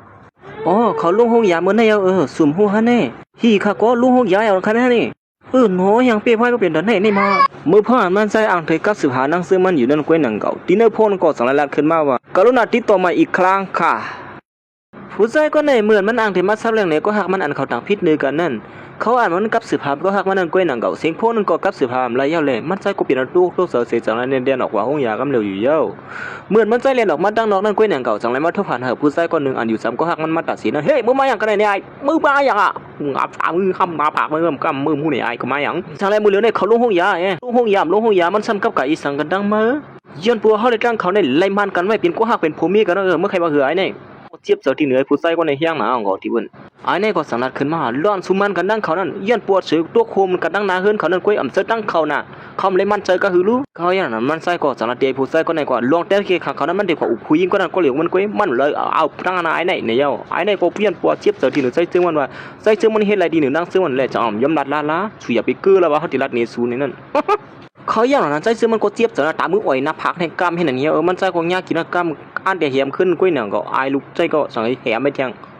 ไม่ไปไหนเขามา2 กลมมาก็เหลียวไม่เปี้ยเขาเจอเมื่อวันว่าเขาตีรัดเนี่ยเมื่ออยู่ในห้าว่าเขามีตีเลยเนี่ยเมื่อเขาทบเขาในนั้นไม่อย่าไปมุงมองตัดที่ไรทบละเขาอย่างนั้นใจซื้อมันก็สั่งนั้นคือว่าซ้ำว่ามีสุเสตาในก็เขาหาล็อกไล่ทบกับดังเขาเลยอยู่นะเขาอย่างนั้นมันใจก็สั่งนั้นคือว่ามันเตรียมย่อมเหอะกวนอันเฮ็ดให้นังซื้อเลยตื้อใส่ปอกเนื้อยาปอกเนื้อตีทบนังซื้อมันอะไรง่ายๆเนี่ยเย้ากูซื้อหนังสือเฮาเต็มปันทบเขาง่ายๆอันนี้ก็สั่งซับแล้วนี่มันล้วนสู่หาอยู่นั่นมันจะลวงอันสูบวนก้อยนะมันเป็นลวงอันเขาดีอันสวยแถมเลยเขาเฮ็ดไหนเก้ไหนสิอย่าไปมาให้เกียงรัดจังไหนอยู่แล้วเขาฮู้อยู่ว่าน้ำจะสูไหนเพราะสู่ห้องเขาเมื่อยสุดที่มาเปียกินเขาซ่องมือมันอันที่ไปออกกว่านั่นก้อยนั่งเขาใจซื้อมันว่าสุดที่เฮ็ดให้เขาได้ซุ่มเขายามแถมบอกกะเหือมันก็สั่งในลัทธิใจซื้อมันนั่นว่าสุเปียเรียนเขามาปอกนึงยาปอกนึงปอกในเฮาเต็มย่ำเฮาสู่เลยมาเปียเรียนเขาเที่ยงเย้าเขาอย่างนั้นใจซื้อมันก็สั่งว่าสุดแล้วเฮาเฮ็ดให้ดีเนื้อเขาคัดจะเฮ็ดกูซื้อกูลองสู่หานิ่มหือมือ6 ปีป่นมาเนี่ยมือพ่อนาเฮิรนเขาร่วมสวมนั่นสูมีทีละสุซ้ำใจแถมอีสังเขาพ้องลาดมาได้ดูอันนี้ก็ย้อนปัวย่ำหลังนั้นมันเลยใจแถมนังซื้อมันเตะเลยมันตั้งก็เป็นขีเสือคำเสือไว้อยู่นังเก่าก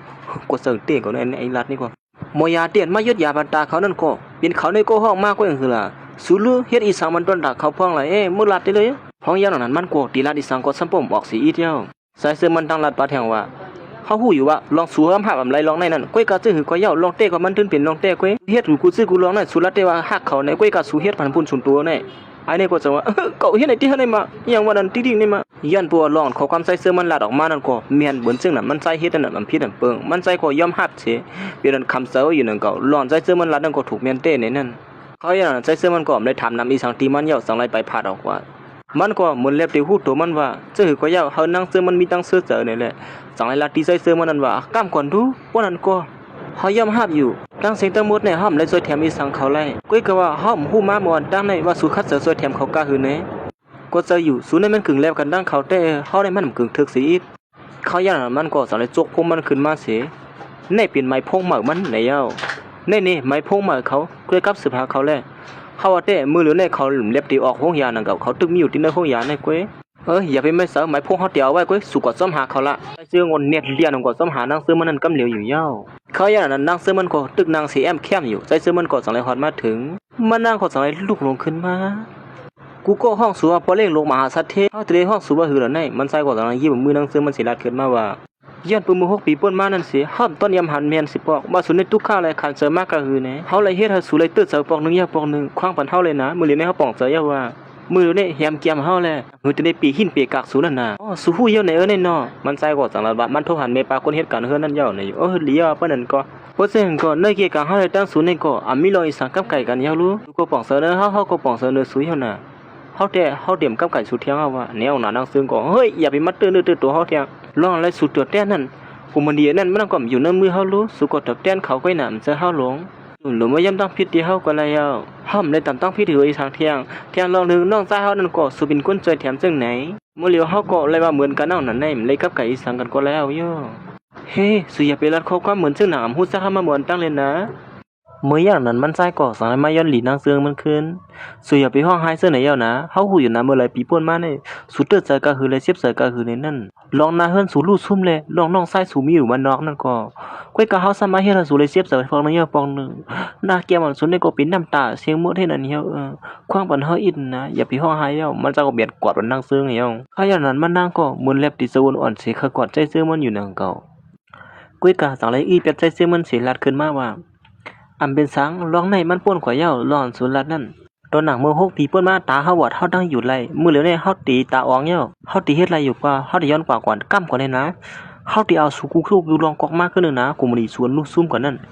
มานั่งไรเงียนซื่อนั่นก็สั่งว่าเฮ้อว่าหือก็สุขว่าในกูมันอีเฮานั่นฮะสุก็ฮู้อยู่ซื่อหือลองไล่เฮาในมันตึงแต่เอามาไล่ไว้สิเพิ่นเย้าว่าเฮาได้ตอบแทนกันบ่รู้สู่อันเฮ็ดเฮาสู่ในเป็นจังนั้นนะมันนั่งก็สั่งถามว่าเฮ็ดสังไรสู่ซ้ำซอยแถมเฮาล่ะก้อยก็เฮาซอยแถมซอยมีเขาเรียกหลายมันเข้าตั้ง3เดือนเนี่ยสู่จะได้อยู่เฮียมกลางเฮาสิเป็นผู้ซอยนาการเฮานะว่าสิ3เดือนเนี่ยเพราะว่าเฮาซอยสังสู่ไรเนี่ยสมมุติแต่8เฮาก็ไล่ว่าเขายันมันซอยก็สังหาดินเนอร์เสริมมันว่าเข้าตั้ง3เดือนมันในเฮาที่เฮ็ดเฮาสู่เลยฮู้ถึงกลางซะเฮาเตรียมย่ำป่วยสู่บ่ว่าเหมือนซึ่งบ่อันตั้งเย้าในว่านั้นมันนั่งก็สั่งขึ้นถามว่าเฮาที่ยุ่มเสไรซึ่งหือว่าสุดิซอยแถมเฮาเต้ๆในนั้นปัวไว้สิ3เดือนเฮาซอยแถมสู่อีสั่งไรเฮาเฮ็ดอีสั่งไรเนี่ยเฮาได้ลงลายมือเฮาได้อยู่อ่อนเฮามีกูซื้อกูร้องไรอาปันสู่ให้นั่นเฮียวว่าสู่ว่าคือเลยพร้อมเสิร์ฟฮะเขาอย่างนั้นมันนั่งก็หันว่าใส่ซื้อมันหับขำบ่เป็นได้แหละจังไรพร้อมเสิร์ฟซ้อมอยู่กำเหลียวอยู่ยาวเพราะฉะนั้นก็ได้พร้อมเสิร์ฟซ้อมเฮ็ดซ้อมนานเป็นไรนั่นเฮ็ดนั่นสิเขาทั้งสองก็สองไรพรมทากันสิกว่าเฮ็ดนั่นเฮียวมันนั่งก็สารไม่เฮ็ดกันซ้ำใส่ซื้อมันเป็นตั้งกันกว่ายินดีที่เลยโฮมนากันนะอ๋อยินดีเฮ็ดอันสิมันใจก็สังรัดว่าอ๋อมีลองนึงเฮามีลองคืบหน้ามาอีกนึงนะใจเสื้อมันก็สองไรเฮามันตัวอันนึงอยู่ยาวมันก็สองไรลัดในลองตั้งลองอันมันปันตื้นล่างตีในกลุ่มนี้นั่งซื้อมันตีโปลุมันนั่นตา50ล้านนั่นสังว่าคอมปันได้ขึ้นเขาตั้ง1บวงไหนเขาสิได้ใช้แดนขึ้นเป็น2ปูนในนั่นเฮามีตองล่างเต็กเต็งเขาซะไหนนะเฮ้สุเฮ็ดซะไหนยันเปิ้นสังไรกำปด3เดือนตั้งนานในเฮาไรมากลุ่มนี้เป่าเยาซุ่มอย่างหมดเยาหลอนเฮาไรมันเฮ้อย่าไปเน็ตโอ๊กตกใจเลยนะลองเฮาเฮ็ดซื่อหน่อยเนี่ยเฮามีที่ตั้งมันเฮามีดอกลายมันนะเขาย่ำนั้นมันก็2ลายเฮานั่งซื้อมันนั่นตุ้ยแผนการมันก็ย่ามือพ้องเงี้ยมันได้ก็เขาสอนกันที่ไหนก็มาโหสอนมันนั่งคอนเทนต์ตึกตักโมชั่นเทียนสไตร์อันวางเนี่ยเฮ้สุกูเอาเส้นไม้อันคือเข้มของซื้อในมาที่เหลือล่ะนี่มันใส่ก็2ลายนั่นเนี่ยก็ว่าหมู่ซุ่มเขาซื้อนั่นหันว่าตื้นล่างนั่นแลบเตรียมคือเข้มเยาเลยสังลายมาย่ำขายตื้นล่างปันมันใส่ต้องเลยกะคันถูกแม่นอยู่เยอะมันนั่งก็ตึกละเดียวว่าก้อยขาลองในซื่อก็ที่เฮ็ดก้นดินเนอร์กลุ่มนี้เฮานั้นรู้ซุ่มนะที่ได้เลือดไม้กันกูไผกูทั้งในเพราะว่ากลุ่มนี้เฮาล่มสมกว่าอย่าไปไม่เสือลองในสู่ตุ้ยดินในก่อนแล้วนะวันใจก็2เอาเส้นไม้ก้นเฮ็ดกันดินเนอร์กลุ่มนี้นั่งซื้อมันนั่นอยู่เฮ้อสุเฮ็ดซื่อฮู้จักก้นซื่อนั่นนี่ที่เตมันใจบ่สมก็อุบอมซุ่มเขาซื่อในเป็นตั้งเสียงตั้งหมดเยาก็2สู่ต้องละหือก้นก็ได้แน่มันนั่งขอสั่งว่าอ๋อต้องไรเพิ่นก้นเฮ็ดกันดินเนอร์กลุ่มนี้เอาไหนอย่างไรมันต้องให้มันใส่ก็สังไรเนี่ยก็ว่าคนในซับปังตัวล้อกว่าเรียนมากินไว้ตั้งวันเงินสมปมเกิดมาให้เปียนะเมื่อเดี๋ยวนี้เขาบ่ใครมีเงินนี่สังอย่างไรตื้นล่างอันเขามีอยู่นั่นเขาก็สังไรขายไปตั้งเสียทั้งหมดอยู่แล้วแถวลองนึงเขาก็ไล่ลัดในเฮาลองเสริมซิมอันนึงร้อนเขาลัดในเฮาลองเสริมซิมนั่นสุดถอมเยอะก็อย่าไปตกเสนะพวกสุหารเยอะนะเยอะก็อย่าไปห้องไห้ล่านะมานั่งก็สังว่าก็ไล่อยู่พวกนั้นก็เฮาเต็มห้องไห้เขาอย่างนั้นใจซื้อมันก็สังเลยเอาเตียนผู้ชายก็ได้เตรียมลิกมาส่งสู้มันใจนั่นอยู่ยาวเฮ้อเป็นลิกเคงแล้วนี่ย้อนผัวผู้ชายก็ได้ฮู้ลองการตายพ่อแม่เขานั่นทีเดียวมันก็ลองพ่อแม่เฮาร่วมสมกันได้มันเสียนพื้นธรรมดาลงนี่เป็นคนเฮ็ดให้ลงนี่อย่าก็สั่งคนมาแหมเฮาแทงเป็นได้ไว้เด้อผู้หญิงก็ได้เหมือนแลหันศักดิ์เสียเตียนเปิ้นเฮ็ดให้ตีพ่อแม่เขาและตีเหนือมันนางนั่นเป็นอันตุกเสือสิห้อหายแซนขึ้นมากำเลยอยู่ยาทีเดียวมันก็เป็นปูลุงเขาไว้ในเฮ็ดได้จังได๋แน่ใจเสื้อมันก็สังว่าเฮาก็ตึกฮู้มาเมื่อไปหึงสังในกวยเก่ามันเป็นมาเมื่อวานน่ะเฮาทั้งสองก็เพจต่างกันนั่นนะคอมมันแก่นเจ้าในเฮาเขากว่าปันติห้องปลิกมวนที่ว่ามื้อเหลียวในเขาติย่างยอบอยู่กวยปันนึง ปนมาเข้าตั้งเป็นหลายปีแล้วเฮาก็กำเนิดสุดเฮ็ดมันลองถูกเมียนตอนตาสุยแล้วมันนางก็บ่ได้ยินซื่อนั้นเปลี่ยนยินซ่วมเสียน้ำตาซ้ำบ่เคยกินเกินหน้าผากอยู่แล้วเฮาเตรียมห้องให้เอานี่ก็ไม่ได้ไว้สะลีๆไว้สะกัดๆได้นะกูซื้อกูลองมันได้ลีขึ้นมาก็เอามันนางก็เวียนกว่าสะบันใจซึ่งกำเหลียวยินซ่วมเดียวนะอันสวยๆแถมเฮาซื้อไหนนี่ในวันนั้นเขาย้อนนั้นปลุงโหใจเลียนของเขามาหาใจซึ่งกำเหลียวเฮ้ยอายได้สุใครว่าหือเด้ๆเนี่ยเฮ้ยอย่าไปเข้ามาเขายันมันใส่กว่าสังในเฮาน้องใส่มันก็เป็นผู้ซอยมันออกกว่ากว่าในเฮากว่าละอยู่มีสังก็รัดในเฮาเลยนะผู้หญิงก็ได้ก็สังว่าเฮ้ยสุดด้วยหันขึ้นนี่เฮาได้มาที่อย่างไรอันเฮาเลยด้วยหันในสุพิจารณาฮะดอปลุงก็ได้ก็สังว่าเฮ้ยสุดด้วยหันเนี่ยก็มันที่มีพรดีสัง